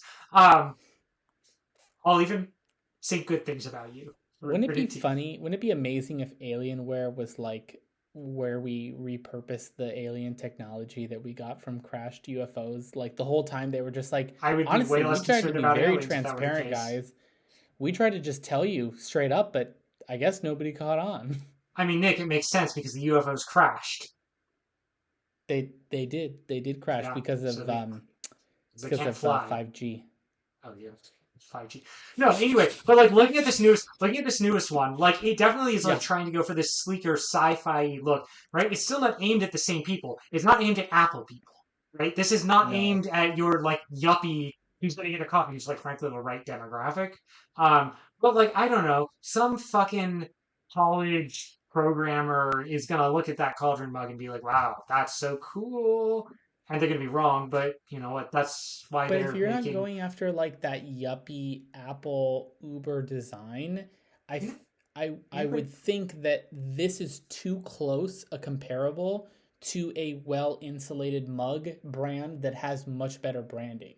No, it's a very Not different not in experience. function, not in function, No, I know. but I'm saying in practice. Like you said, a college coder, like if would probably go after this, but I feel like a college coder would get sponsored ads from Yeti way harder Yeah, but you than don't they're have gonna an get app from and it doesn't Cauldron. have I still think, and remember, these came out during the height of like, let's make everything smart. Like, we're kind of backing off of that a little bit, but like, We are. that was definitely trying to take advantage of that. And I think it still Mm. is. And again, like, I want to be clear, like, I really enjoy, for kind of these niche experiences, this Cauldron mug. I bring it like on road trips because I will just leave Yeah, it but you're plugged like a in, bleeding charging. edge kind of person. Oh, I Like you know. have to think And about like the app. You have to think about like yeah, somebody in Montana. Hi, everybody. I know that you were listening to another conversation of ours that abruptly ended. We're still figuring out the kinks in this system of podcasting through the internet and how we're recording everything. So, the last, was it around 20 minutes of audio or so from that conversation? Just turned into nothingness. Ryan ended up sounded like a chipmunk trying to talk underwater. Um, Through one of those breather valve things, and I tried my darndest to like lower the pitch, slow it down, so even if it was garbled, it at least sounded like Ryan, and it was like a breather valve. It was non-intelligible. So we're gonna do our best to remember the off the cuff conversation we had a week ago, and not only round out that topic, which I feel like we did. Like that was like an hour in. We got a good chunk of what we wanted to talk about, but we'll just wrap it up as best we can remember, and just kind of see if anything comes to mind. You get a little week in advance preview of what we're thinking of a week later. So, shit, I wasn't recording. I was not recording there. And we're back. and we're back again from commercial break. So Ryan, to the best of my abilities, we were talking about Cauldron. We were talking about a branding play to this like blue collar aesthetic, and where Ember really wanted to be like the Apple of uh, smart mugs. Cauldron potentially had a space to be. I'm not going to say the Android, but let's call it the OtterBox, because I feel like OtterBox is like a weirdly conservative tech Don't think accessory. that's. I don't think that's true. Oh my gosh, Ryan, it's so true. You know where like most of OtterBox sales go? They're like No. big, like overly chunky, magenta colored or flat black coverings on Android and iOS devices for people in the Midwest that are protecting their investment and will keep that huge, disgusting case on a like belt that they can like holster it. That's who's buying OtterBox cases by and large. The young people, the people in big cities, they've moved on to brands that have turned the case into a fashion accessory and understand Mhm. how to really milk lifetime value, where they're collaborating with artists, they're coming up with new iterations. It's less about the physical case protection. That's like table stakes. They're moving beyond that. And it's like if you're going to change your wardrobe, if you change your other accessories, why don't you change a phone case as well? OtterBox is not doing that. So the only time I Yeah. see people doing OtterBox is my family that lives in Palm Springs that has a ranch, and like they're very like ranch type people. And it's just a different aesthetic than like what I consider like big city, and they all have OtterBox cases. This is a great conversation because What kind of cases that are is they? a very well. It's not the case. It's that the case slipped off, or rather, it's a very old case, and I beat up my phone pretty bad, and so part of Mm. the case had like broken, and my phone fell, so it shattered. But thanks to some of the actually, you know what we should talk about in a future episode? Right to What? repair. Oh, I like the right to repair. Yeah, no, it's great. I was able to get the back for my phone, so I just got that in. Oh, that's very Can I? cool. take care of As somebody that putting that likes back on. to work on cars, um, there's like there is now becoming a sweet spot where it's like new, like to work on older cars where it's new enough that it has a lot of modern conveniences, but it's not Hmm. too new that we got into before these kind of right to repair conversations were happening, where there's a point where it's like you don't just like you open the engine cover and you can't touch anything and you can't Yeah. do anything, and it's like take it to the dealership, don't even try to remove the cover. So I'm very big into that. But anyways, as I was trying to get back to this original analogy, that I feel like cauldron could be like that Yeah, yeah. So we talked a what, bit about like this it's idea like that a you kind of come in with this thermos, right? What is the yeah, thermos brand that everyone's into right now? Yeti, right? yeah, And yeah, now it's like a Otterbox, Yeti. or sorry, fuck, too many words. Cauldron comes in and like starts really pushing towards that market. Doesn't get a lot of Yeah, market share, right? You need 10, 5 maybe percent, and get yourself sold off to someone like Yeti, right? You go yeah, for an acquisition deal there.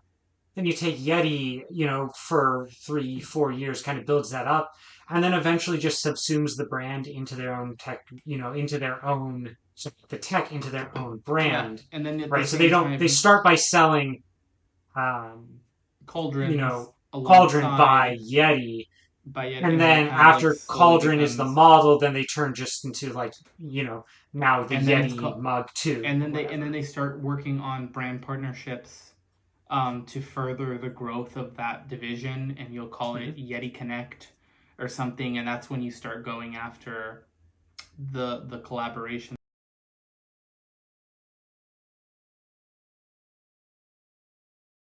You do like a Yeti Connect division. It starts doing these collabs with like John Deere, where like we talked about the cup holders have the 3 pins. So if you have the Yeti Connect, Yeah, it drop it right basically in. keeps it. Yeah, and then you do like this huge, like that becomes the growth for that division for the next decade, is essentially like, because if you can get it, like you said, it was so cool that the cauldron had the capability of like you take the battery out and you put another battery, and it was a little bit more modular, kind of like power tools. They're like you're kind of playing in that type of same Yeah, uh, power tool the cup. uh, uh, muscle memory kind of. So imagine if you could rework it slightly. I was drinking out of Yeti earlier. Where you could do the same thing where there's like the little connecting pads that are on like the back of an iPad for all the accessories and everything. It's basically just it's like three little circles for like to connect, right? And that's how you connect a keyboard. It can pass through power, and stuff like that. But it's essentially the same thing. It's like when your Apple Watch kind of like clicks in, or even you know what you might the Fitbit, like a Fitbit Yeah, charger yeah, yeah. The that just little has like the magnetic. three little contacts. You basically, all you'd have to do is retrofit like the cup holders in anything that you'd want to have a little spot with those three, probably a little magnet on either side for alignment, and then in the mug where you have the little three little charging things, you have the other end of the magnet. um, Hmm. so then you drop it in, and all you have to do is like not even align it, but like spin it until it like you It feel it hits that like, click. Yeah, yeah. And then you could kind of just like keep introducing that, charge licensing fees to those vendors to be able to hmm, opt into Yeti Connect. Um, I see it. Like I see that as a really good brand play, and then everybody at Cauldron can just walk away with a good check. hard to say no to a good check. It's it's frustrating, Ryan. It's because we are not people that know a bunch of trust fund people, and we didn't grow up in like those circles to just be like, you know what, that is a good idea. I'm gonna call up, my friend, Topher Deere, heir to the John Deere Oh, for fortune, deer. and Okay, go ahead. Mr. Cauldron, to just be like, Sorry, Mr. Cauldron. sorry, Professor Cauldron. Um, but you know what I mean. Like I feel like that's you're either you're born into that, or you have to really get to a place where you're at that level where your whole job or the whole part of one income stream that adds to your bottom line is just seeing these opportunities and just being this power broker between Yeah. people. Um, and it's like a little bit of like being a facilitator. It's a little bit of being able to see a bigger picture than any one kind of like company can see, and finding a deal that works for everybody and kind of being the one, like it's kind of like a producer in a creative field. It's like the person who's putting all the pieces together so that you end up with that one intended Final outcome. product. Yeah. But I think you need to play on knowing those people enough that you have equity with them, so that if you call them and you're not just a stranger, but you're even more so, you're somebody who's like, oh, he's bringing me good deals. Because I could promise you I could write into Cauldron tomorrow on their info line and John Deere or Yeti and say, boy, do I have a deal for you. And they like file it under crazy people that write into us. um, How many people do you think write into Cauldron in a given year? Like 10? oh, in a year? Oh, okay.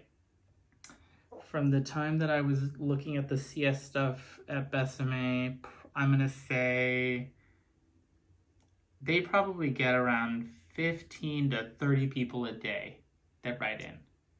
And think about how much of a like lifestyle brand Besame is. Mm, And now think about Cauldron, that mm. nerdy ass, bad looking, semi functional. I do love my Cauldron mug for what it's worth. Um, But there's mug. no like brand identity around it for people to Yeah. feel like they connect to it to pick one over Which is the kind of what other. you're suggesting here with this like I'm saying capture that the that's blue like collar. at the end of the day, unless you're doing something like a phone or something or another piece of technology where if even if it had no brand, it has so much transformative, uh, practical use that that's kind of Hmm. where it's getting its value. That you take whatever that is, and then you tack on the lifestyle and the brand on top of it, and like that's what you pay for, and like that's the piece that you can kind of play with.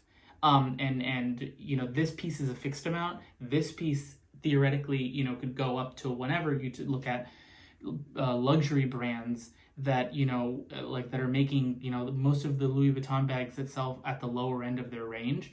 They're not even real leather bags. They're just canvas bags that have wax coating on them with leather trimming, and it's it's like you're buying mostly that name. That bag is not worth more than $80. When all said and done.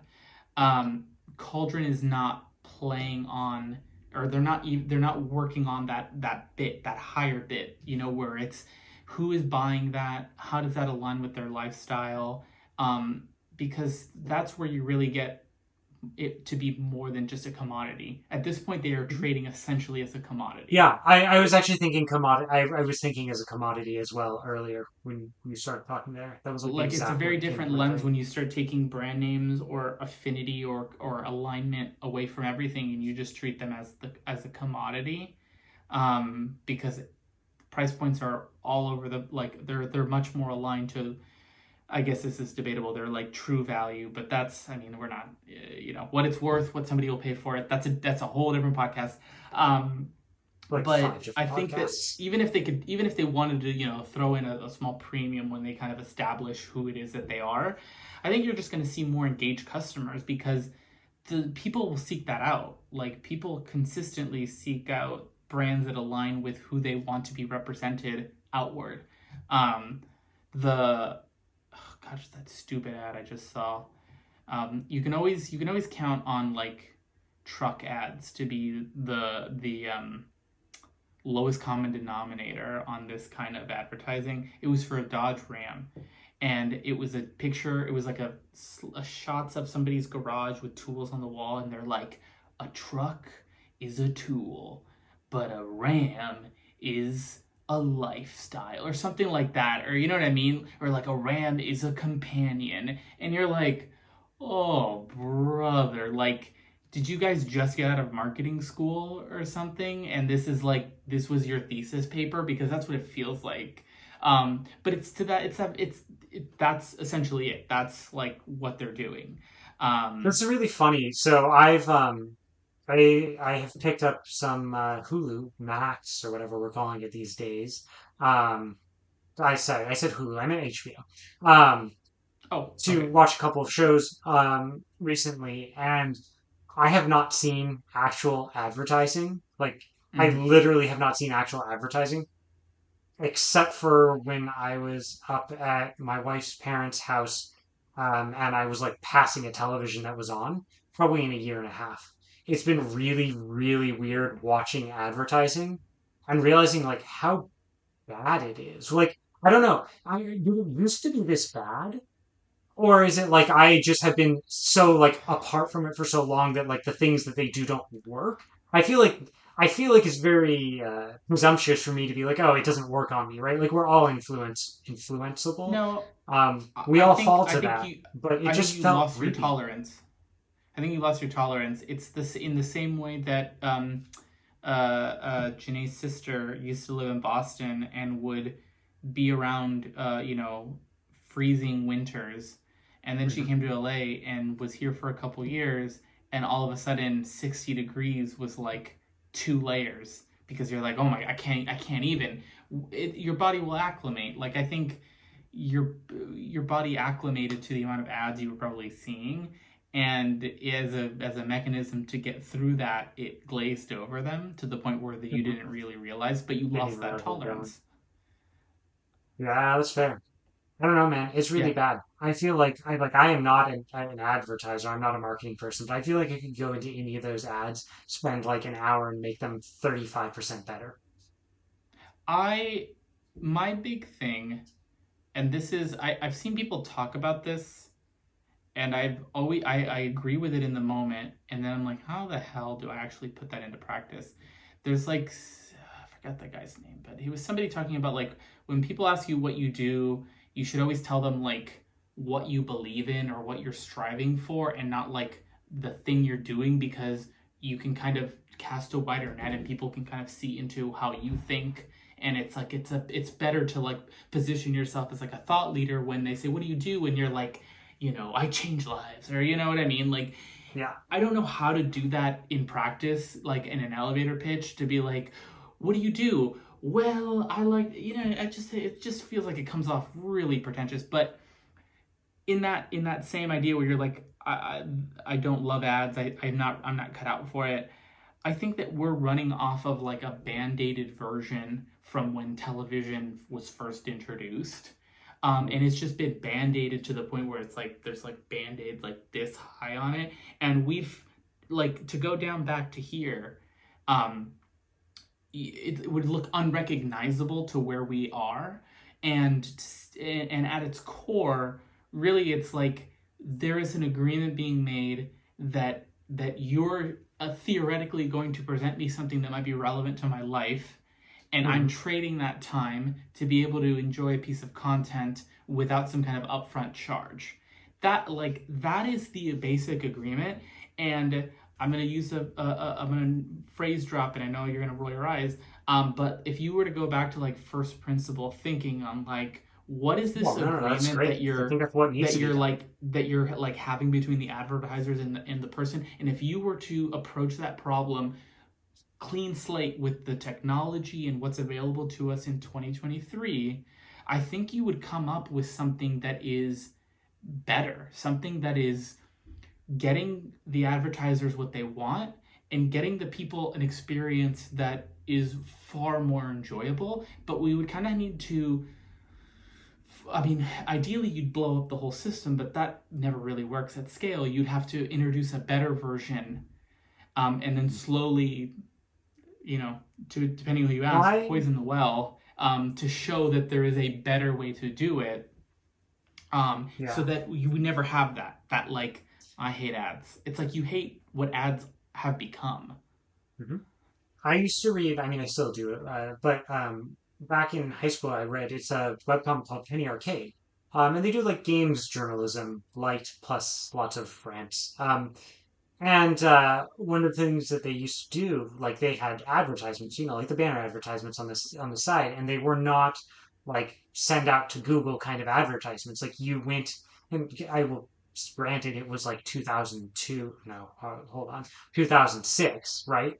Um, Mm-hmm. like you went to their site and you said, "Hello, Penny Arcade people. I would like to advertise on your site," right? And so like it was proof ad. It was ad block proof, right? Because everything was like actually on their site. It wasn't hosted by Mm. some third party. Yeah. And the really cool thing that they did is they would not put an advertisement for a game that they had not played and did not say like, yes, this is a game that I think people should play.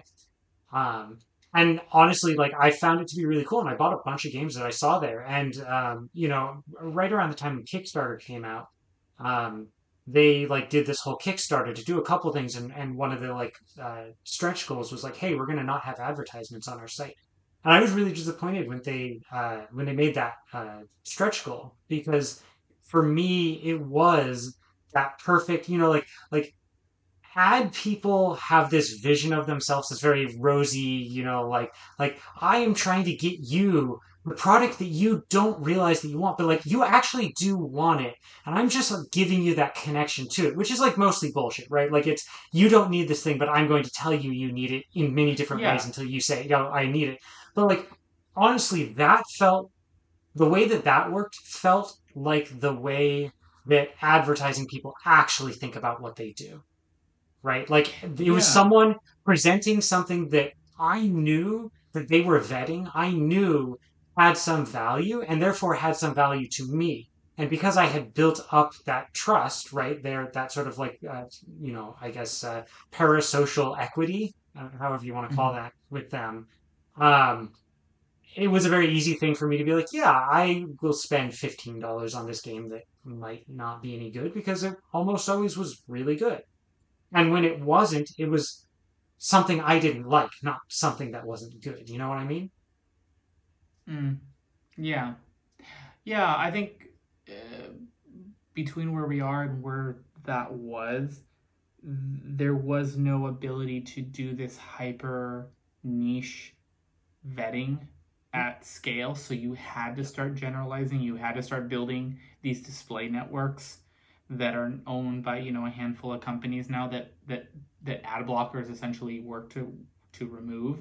Um, but again, first principle, you could revisit that because maybe now there is enough. Maybe there are enough hyper niches out there that you don't need advertising networks anymore. If anything, you need whatever the comparable to an advertising network that just helps you like narrow down hyper niches so Mm-hmm. that you could basically do the penny arcade version, but with 10,000 vendors and 10,000 brands every single day at scale, so that by the time it got I down think the there, question is how do you connect? Like, I think the niches are there. I think they're strong enough. But how do you get that ad buyer to go it's from I it's need it's this basically particular type of website?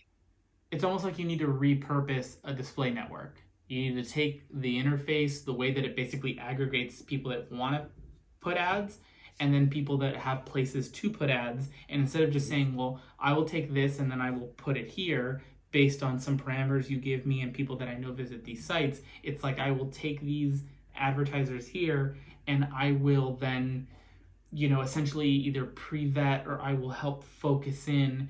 It's again, it's not a perfect I don't see the solution, scale but there though. I don't know. no, It's podcasting sometimes I feel like hits it, it like, doesn't. It and doesn't. especially if you can get something that's like very relevant to the podcast. Like, I don't know. I listen to an audio engineering podcast called 20,000 Hertz. When they're advertising, I don't know, what's the latest meal in a box kit thing? Hello Fresh. Yeah, great, thank you. When they're advertising HelloFresh, I'm like, I don't give a shit. But when they were like, yeah, like we've got this deal with Focusrite, I'm like, oh man, I used to own a Focusrite interface. I should take a look at them again. And went out and did that because I know that when they're doing that, like I know that they are using Focusrite, right? So that's like an endorsement But doesn't the fact at a that they very like have personal-ish level.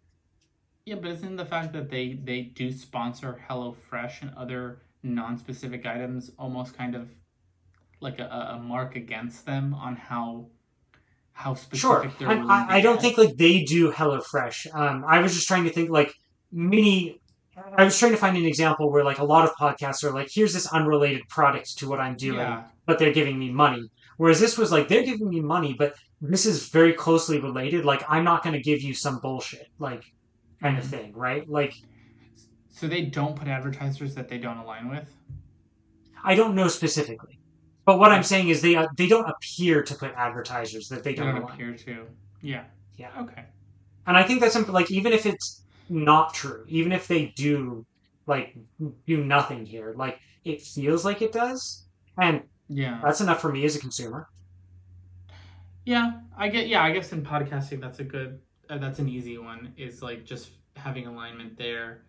One of the things I like, another thing that bugs me is that I feel like advertising and then the content that the advertising is kind of like attached to, happen very far away from each other. Yeah, And not to say that like, oh, product placement is the future, but I do think that something in that vein, something, and I'll go back to this concept that I had. I think I mentioned it in a little short podcast I did for last week, on by myself, that I was talking about this collaboration that I was trying to make happen with Amazon and Miss Maisel, when I was working at Besame, where they were using the product on the actors, but like in the makeup chair. It was exclusively our product because oh, it was really? the only product that was period accurate.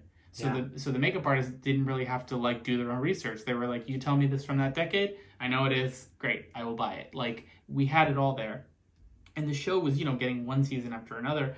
So we reached out to their licensing person, and we were trying to basically have them connect us far enough into pre-production that if there was a moment, a beat, something that had to do with makeup being applied or shown, I don't need to see the script, but like just tell me there's going to be like this thing where she puts on something, like we could work with the prop master, figure out what that looks like, manufacture a sample for that shot, but then yeah, that becomes what we use to manufacture it like at scale. And then when it airs live and you have the x-ray feature on Amazon and you pause it, she puts on the lipstick, and then right then and there you can click to the Amazon that listing, unit of lipstick. Yeah, and then you're like, "Oh, I'm into the show. I love her aesthetic. I'm vibing with everything Miss Maisel is putting out.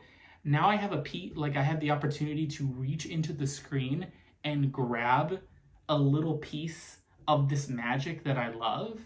hmm. Um, it seemed like a slam dunk. Um, What happened to it? it was there. At the end of the day, I think Amazon Prime is just something that they do to keep people on their Prime subscription. It's not like a real innovation center that they're looking to fund. They had a licensing division that handled licensing for their shows that was one person. It Was was it Amazon one Prime? Yes, for all of, at least at the time when we were talking to them, it was one person. Um, so this would have involved a lot of trailblazing, setting up processes at a very large organization that did not exist, and because the show was, it's produced by like a production company that Amazon buys the show from and stuff, they would have to be working way outside their lane to try to make something happen. So what they ended up doing is that they ended up partnering with Revlon, and Revlon took two lipsticks, I kid you not, that they already made, and put it in a little poly bag with a postcard with the cover art for that season of Miss Maisel, and then put that on Amazon as, I don't know, some kind of like fuck you to the fans, because it didn't do well at all. Like it tanked because it was literally two shades that are available to buy at the store, for some weird reason put into one poly bag with a postcard, and that was like a Miss Maisel product. Yeah, It was like, what is the quickest thing I can do? Revlon probably paid some money to like be attached to that. that's Um, but I think that there's something there. There's something to that level of intentionality that is right now not the norm, and people that love to put in the minimum amount of effort and like can just throw money at stuff are not going to want to go that way. But as the younger demo asks more and more of their companies, wants to know their political affiliations, wants to know what they're lobbying for, wants to like have all of these things that you would normally prescribe to somebody that you want to say, are you going to be in my close inner circle of friends? They're Sure. asking that of their company. I think it's not out of the question to say, once we get that alignment between me and the company, well, then it's going to become their ad, because the ad was done by the company. So if like you're super authentic and you show up, but then your ad spams the shit out of me, I'm going to be like, bro, what the fuck? Like, you said you were zero waste, cruelty free, you donate to XYZ that aligns with me. I thought we were good. And then Yeah. over here, like, I see 15 of your ads everywhere I go. I don't need that product. I thought you knew me. I thought you would know that I don't need that right now. There will be a need for like a new form of advertisement to come about that starts to speak to Well, that I think demo that especially asks. as we lose the ability to track people across the internet more and more. Unless that information is given first party, and who are you going to give that info to? Your friends. You're going to give that to people that you feel align with you, because I would not, yeah, if I could opt out, I mean, we both do, like opt out of tracking on everything, ads on everything. I don't want to see any of this nonsense. But I am then the you one turn person who around. goes through every single website and clicks on the cookies. Yeah. No, I do too. Mm, but like you will turn right around and you're like, oh, I love REI gets me to my core. Like, their mission statement is almost how I live my life. And if REI is like, hey, we have an app that helps you with tracking your this and helping with kayaking on that, and it's got some discounts or whatever, you're like, oh my god, sign me up. Here's my birthday, here's my address, I'm gonna go here. You know what I mean? Like, you're gonna then give it up, but it's going to be a much higher bar to getting that data. So brands either are going to show up or they're going to go out of business, in the same way that when the D2C bubble popped, if companies were not able to pivot towards more traditional forms of distribution, they're like, we have performance marketing and we only have margins to support direct to consumer. It's like, yeah, well, there's bankruptcy for you, because oh, no, that was it. That was it. Oh, I was going to say, you should put on your list of things we should talk about Sweetwater. Oh, yes, Because we should. we are definitely on time. Like we're at 30 minutes. We've probably covered that. Um, Um, yeah. Did I tell you and I about don't want to get Sweetwater into yet? depth now. We should talk about Sweetwater, but we should bring in Janae too. That's a great idea. That's a great Because idea. my God, there's not a single musician who would not die, spill their own blood for Sweetwater. I'm not even well, I'm a little bit No, exaggerating, but no, not and that the much. thing is, it's like you would imagine that at the pro level, or in that like super behind the curtain type of space, the tools you use would be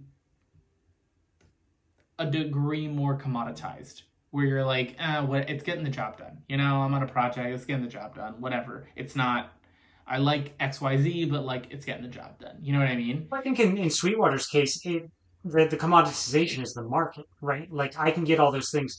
Like Sweetwater doesn't have Sweetwater branded stuff, but I can go buy all those things on Amazon. They'll get here 5 days earlier, and I'll pay the Mm-hmm. same price or like I don't know, maybe like $20 or $30 cheaper. But Yeah. I'm going to buy it from Sweetwater every single time It's like because Uline. one, sorry, Like Uline. yeah, yeah. I mean, like I just think like I I worked for a company that went through a lot of stuff and basically thought that they were going to crash and burn at some point. So they sold away like a lot. I mean, like they were going to lose the office, and so they sold away all their physical hardware and stuff. they had a mixing board that I had actually bought for them when they were like, "Hey, we need someone to do this," because they were trying to pre pre COVID do a like there were just people all over, and they were trying to put together like how do we do presentations that talk to people in the room and like have an actual mic so that people can hear us because it's a big room, but also reach out to all that. But they wanted to do it super cheap and didn't want to put together like a like full like professional setup. Mm. So I anyway, this is a long story for me to say that like I bought a board for them from Sweetwater, and when they were closing up the office, I bought that board back from that company. And when something went wrong, I called Sweetwater, and they didn't care that I was not the person who bought the board from them.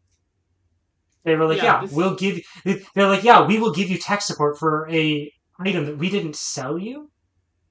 And this is like to this day, about once a year, I get a call from the Sweetwater rep when I was 10 years ago when I was making my living as a musician and like talking to this guy somewhat frequently. Once a year, he'll still call.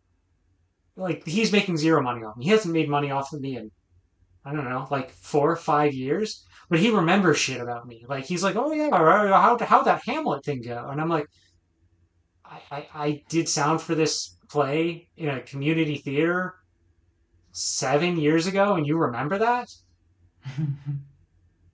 And like I said, anytime that I ever buy anything, I mean, I'm not buying a lot of audio equipment anymore, but anytime anyone asks me what to buy or where to buy, Sweetwater. Like, and I don't know any musician who doesn't feel the same way. yeah.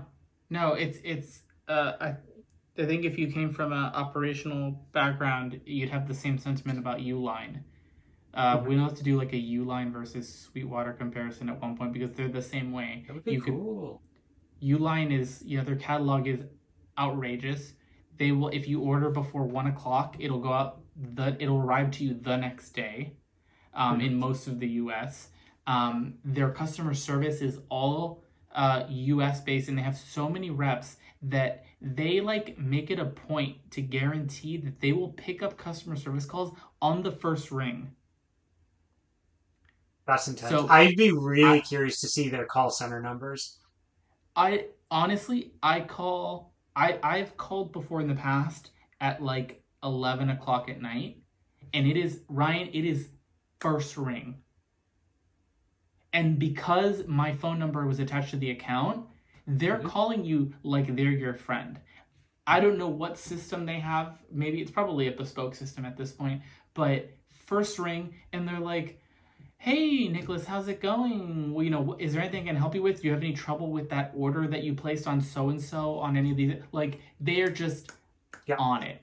They also offer you freebies if you spend certain amounts of money. So, like, every warehouse manager is going to opt into Uline as opposed to just getting on Amazon, even if it's around the same price, because they're getting freebies. Like you'll get free grills or drills, or I got all of our camping chairs are from Uline that we got for nice. free. Yeah.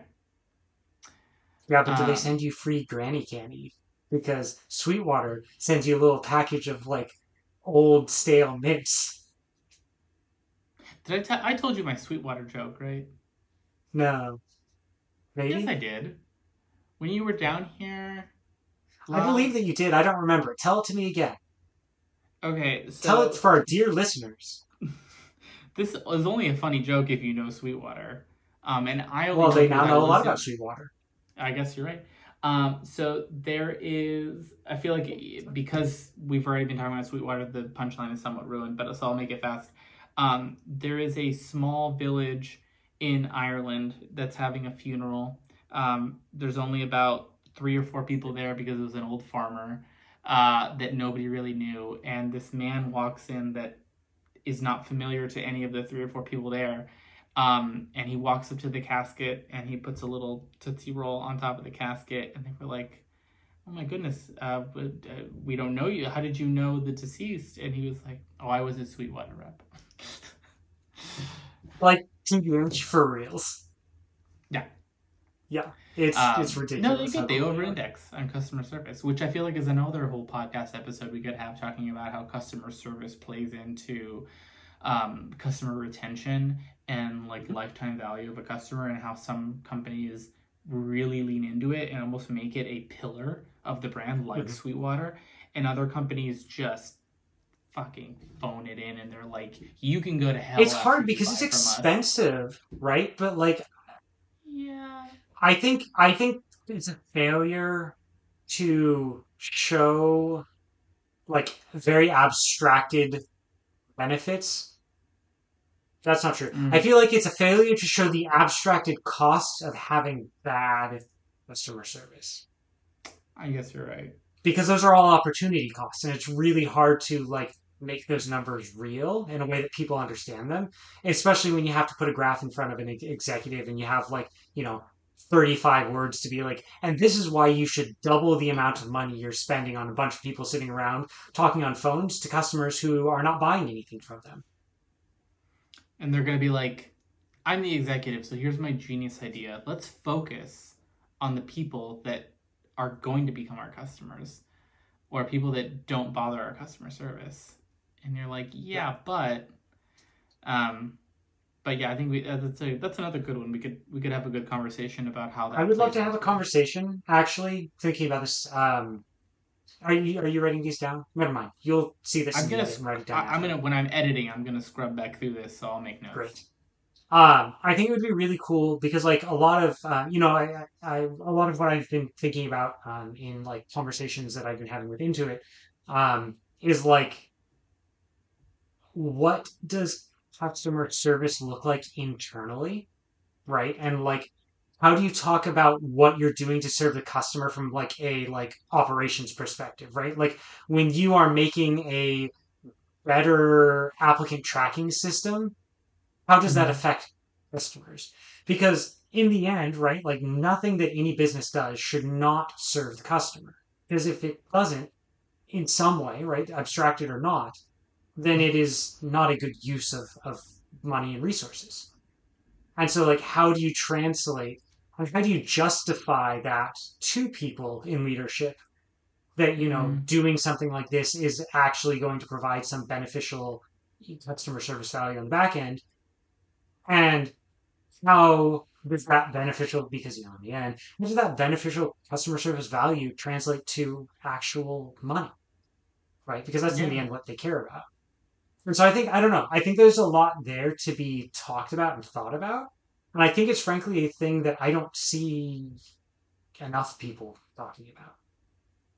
No, because I think it kind of dovetails into the conversation we were having earlier about really showing up to the to that customer experience in a genuine way as a company, not Hmm. just to try to get them to buy that, but to get them to continuously give you access to their first party data, to feel like you have a one to one or at least a one to many type relationship Hmm. with your customers, where basically that's kind of, I think, in some way the way commerce is going.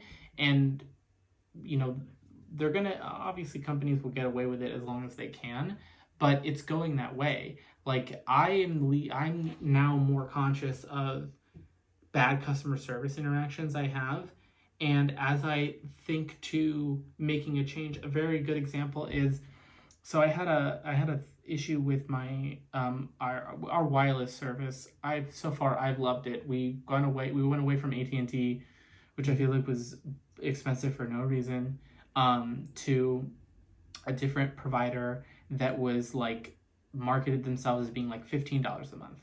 And at the time we were like, you know what, we'll give it a try. If it blows, we'll go back to a large carrier, but why not? Honestly, it has been phenomenal on the coverage, on how easy it is, like very little complaints.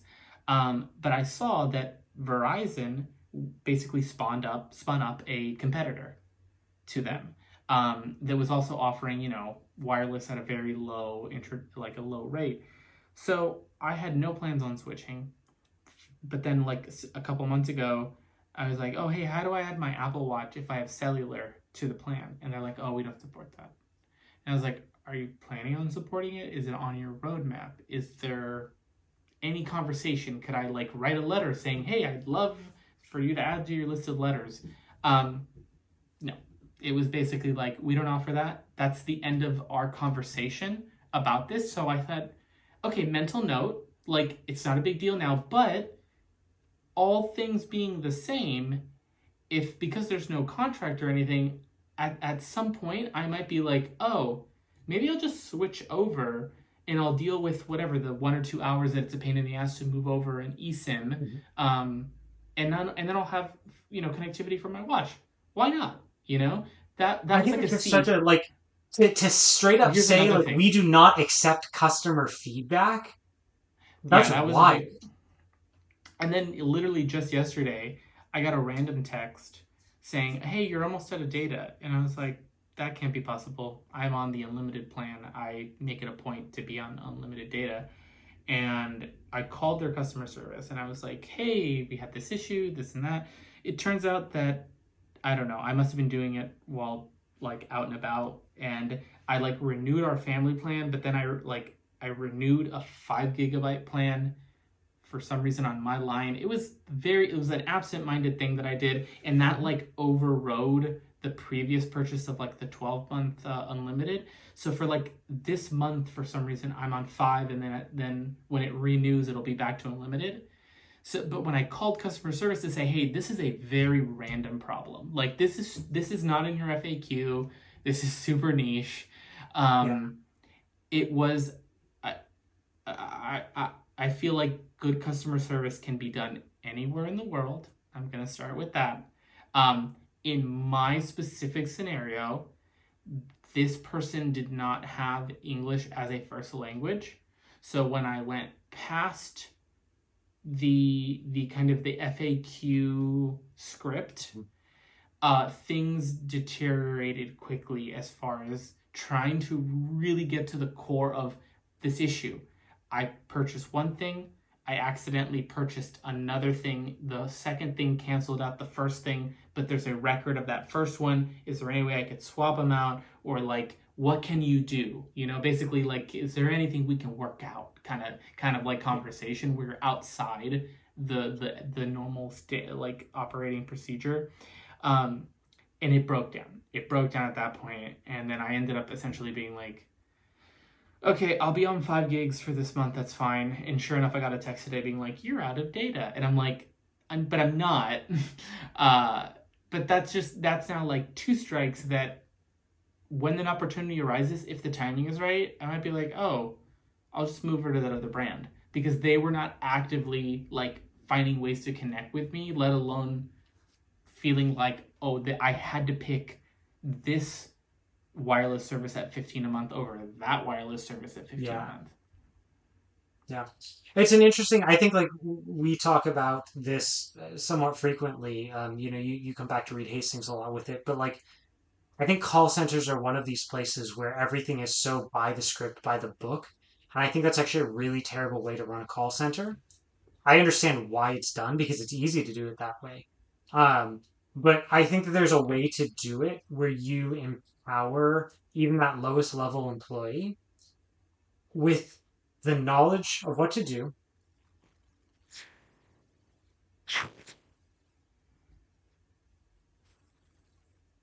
Mm-hmm.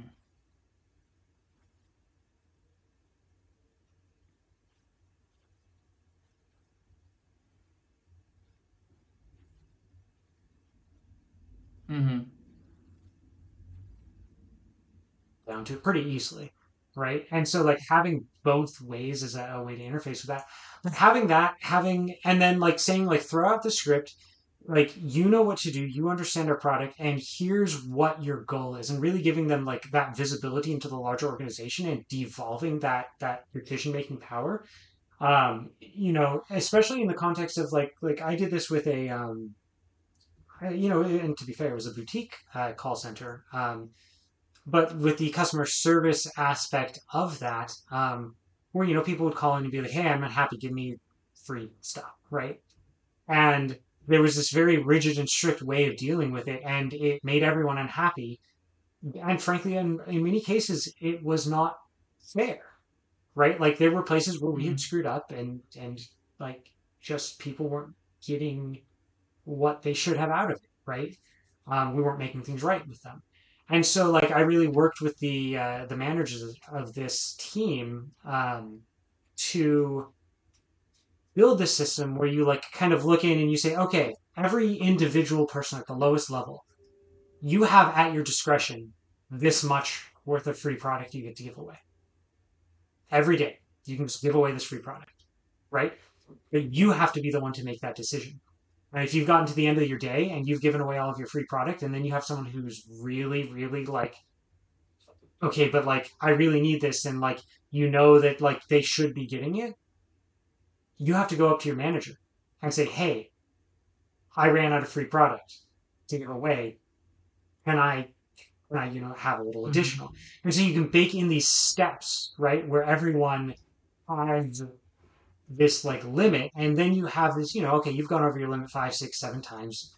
This is a behavioral thing that we need to like look at how you're addressing it, what you're doing, and like how do we approach that? Because like you're not Mm-hmm. understanding this higher level, like what the company is doing and why the company is doing it that way. And that's a failure not on the like associates part. That's a failure up the ladder. We haven't communicated well to them. And so you do this, and then you give you give the managers, okay, hey, if someone comes to you, you have this much extra that you can give across all of your people across a month. And if you run out of that and you have to come to me, like we got some big problems. But I'll still, I still have the ability to approve more. And so like Yeah. when we implemented that, suddenly people were getting what they wanted. They didn't have to fight and fight and fight and fight forever to get it. Um, the associates felt more empowered and frankly were just better Mm-hmm. because they saw themselves as actual people, not little cogs in machines, right? In the end, especially nowadays, you get a decent chatbot, some speech, some text to speech. Like, fuck it, you could can every single person in most of these centers and almost not feel it because of how poorly run most of these call centers are now, because everything is just a Yeah. script. You could frankly do Yeah. it better because then you wouldn't be reserved to only doing scripts, right? You Well, I have mean, that knowledge base to look up. let's say you throw in a you throw in like a large language model in there. Well, yeah, and that's what I'm saying. And So, like in the current state, like you could almost replace all these people if you keep on doing it the way that most people are doing it. Most people aren't doing it right, and that's I think right? you're gonna Like see you're devolving gonna that see this power. chasm. You're gonna see this chasm where Mhm. either people that did it poorly now just do it just as poorly, but with AI and no people, or the people that were doing it poorly or were doing it good, but like the key point being like they were doing it with a lot of people, continue to do it with people, but they really make it a pillar of the company Mhm. so they can justify really like refining it and making it like a core principle, and then you're going to get Yeah. like nobody in the middle. Mhm. Yeah. No, um, I mean, I think the middle's a dangerous place. It costs too much and doesn't deliver enough. Everywhere the middle is dangerous everywhere. Like in ecom, it's the same thing. When you go into a recession, the rich get richer, so like luxury does well. The poor get poorer, so like Dollar Tree does better. But who gets squeezed is all of the stores that operated and sold to like the middle. The middle just disappeared, and brands either move up or they move down or they go out of business when that happens. Yeah. The middle is always dangerous. I don't love Yeah. that, but But that is the way of our world for that reasons. is the way. Like So and because of our subscribe. money, right? Yes. Because reasons.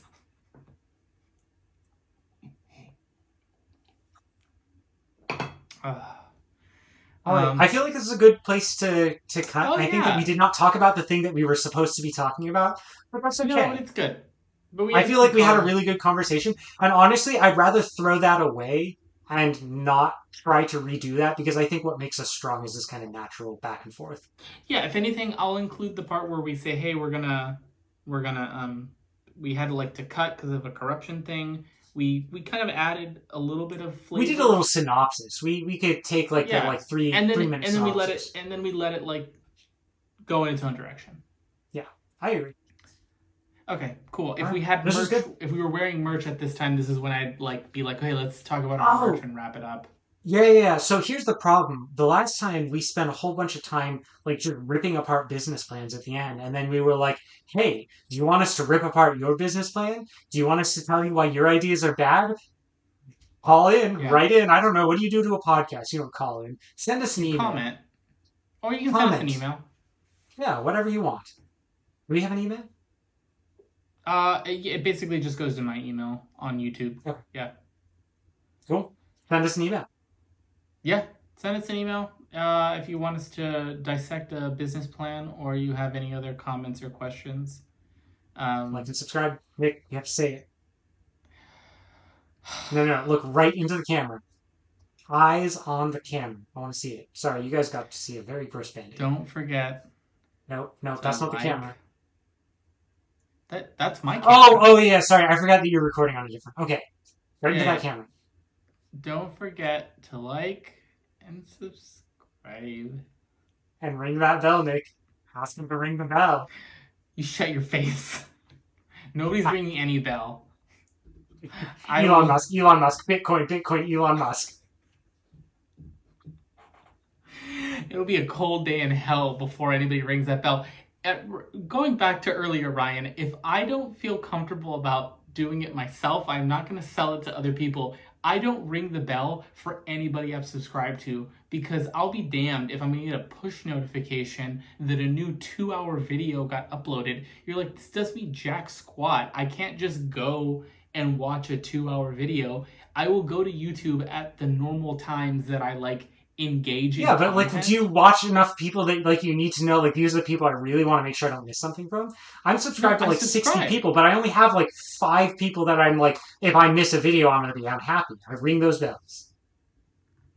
See, I go through and I look through my All subscriber right, I'll do it list. for you. I'll do it for you, Nick. Shh, it's okay. It's okay. Ring that bell.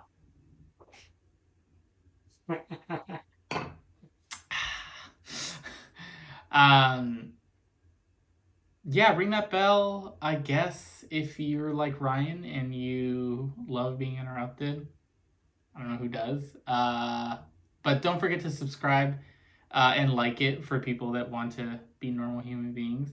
I always put it down in the description, a link to the merch store.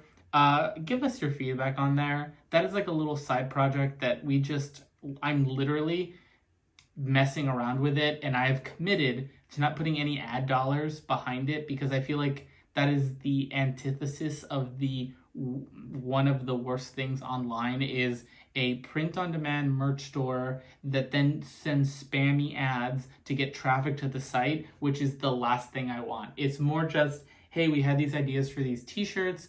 We thought it would be cool. I put it up there. Hopefully you think it's cool. If there's anything missing, like let us know. But it's not like it needs to be a thing. It's more just like another creative expression, just like this podcast is. So please check that out. Look, I have hear this. me out. I'm not on Twitter anymore, and I need somewhere to write my pithy short thoughts. If you don't buy things from the merch store, I'm not going to be able to write those things on sweatshirts to make up for the fact that I can't write them on Twitter. Ryan, you're not on Twitter anymore. I haven't been on Twitter for a while. I'm I on haven't Blue been on Sky Twitter for now. a while. Oh, how is I that don't write working any. out? I don't post anything there either. I just look at pictures of like fish and moss and Uh, like sea creatures. I I don't like. really understand how to use it. It's very poorly put together. Okay, not just me. I felt No, I yeah, it's just also bad. fell off of But it brings Twitter me joy in a way too. that Twitter doesn't. So I'll take it. Yeah, I don't know. I know if I were if TikTok had been introduced in 2011, I feel like I would have really leaned into it. And since I was working on TV shows, I feel like my content would have been naturally more engaging because like Mhm.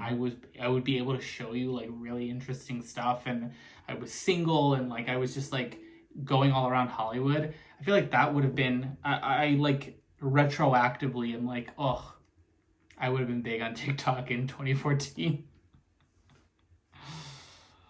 But for the indiscretion of youth. I know. I like long form podcast YouTube videos. I feel like I can get down with that. Yeah. That's a little better. Ryan, if we get to a certain threshold, will you join TikTok for the sole purpose If of we like if engaging? we get one video that has 100,000 views, I will Okay. start a TikTok and I will post once a day for a month. If we get to 1 million views on a video, I will post once a day for a year. You would skyrocket through the algorithm posting once a day for a month, which is I something mean, that I didn't say it would be good quality. I just said I'd post once a day. I think the secret is it doesn't have to be good, it just has to be consistent. Boy, howdy, and unlocking the secrets of the whole fucking universe over here at the end of the podcast. Thank you, Nick. Oh, isn't that the case though? Isn't consistency been a better indicator of success Hmm? than Yeah, like absolutely. actual talent? Well, I mean, the best indicator for success is starting off very well. Um, Mm. I but thought you were gonna say given all other success. things, yeah, I mean, yes, the biggest indicator for success is success of the people around you, particularly the people, your parents, but also the other people around you. Yeah. But the Are you second saying that it biggest takes money indicator, to make money? no, no, I'm not saying that, but I would say that. Oh, okay. So that's the goal then. Of get a video with 100,000 views on this channel, and It's then on a single video, on a on single a single video, video. not aggregate, on a single video, and we will get Curmudgeon Ryan on TikTok. Low key, my content would probably be pretty good, but I'd be really miserable the whole Yeah, time Ryan, it doing would it. be very good because it's like those rants and thoughts that you have, but the platform is like meant to like it celebrates that like raw, like I just opened my phone and I started talking with a comment instead of, I think you're still holding on to some of that Instagram where too much had to be staged. No, I never was on Instagram either, Nick. Not even if you weren't on Instagram, there was this moment where everything on social had to be very staged, Stage, and now it's and raw. Is it's Be like, Real still a thing, Nick? oh, I fell off with Be Real too. I don't know. I was never on that, but like, if I It was ever was going to be on a thing, that would be it. it was a novel idea, and I think it just failed to iterate quickly enough to continue to be novel. It just kind of fell into irrelevancy because Yeah. I don't know, there was no real way to interact with it other than just posting once a day. Oh, it's still there. Oh, okay. It only got 10 million downloads on the Google Play Store. That feels very, very low. Like I said, it had a moment, but they didn't kind of like run with that momentum. It stayed very, you know. It's still number 15 on the Apple Store. Is it really? Yeah. I mean, I don't know Wow. what's above it. So it's WhatsApp, Facebook, Telegram, Threads, Life 360, Find Friends and Family. I don't know what that is. Messenger, Discord, Google Meet, AI Fantasy Chat Freely. That does not seem safe for work. Text Now, Group Me, Rocket Widget, and it won't tell me past that. Oh, hold on. This is just top free app. I want to. No, that is top free social networking. Okay, great. You can social network with a very legit above board AI anime girl. Super cool. Hey everybody, here in the editing bay. We need to get better at signing off. I feel like we signed off and then we rambled for quite some time, but it felt good enough to leave in the episode. But obviously not good enough that we needed to wrap up. So thanks for watching, everybody. We will see you all next week, and until then, it's been business as usual.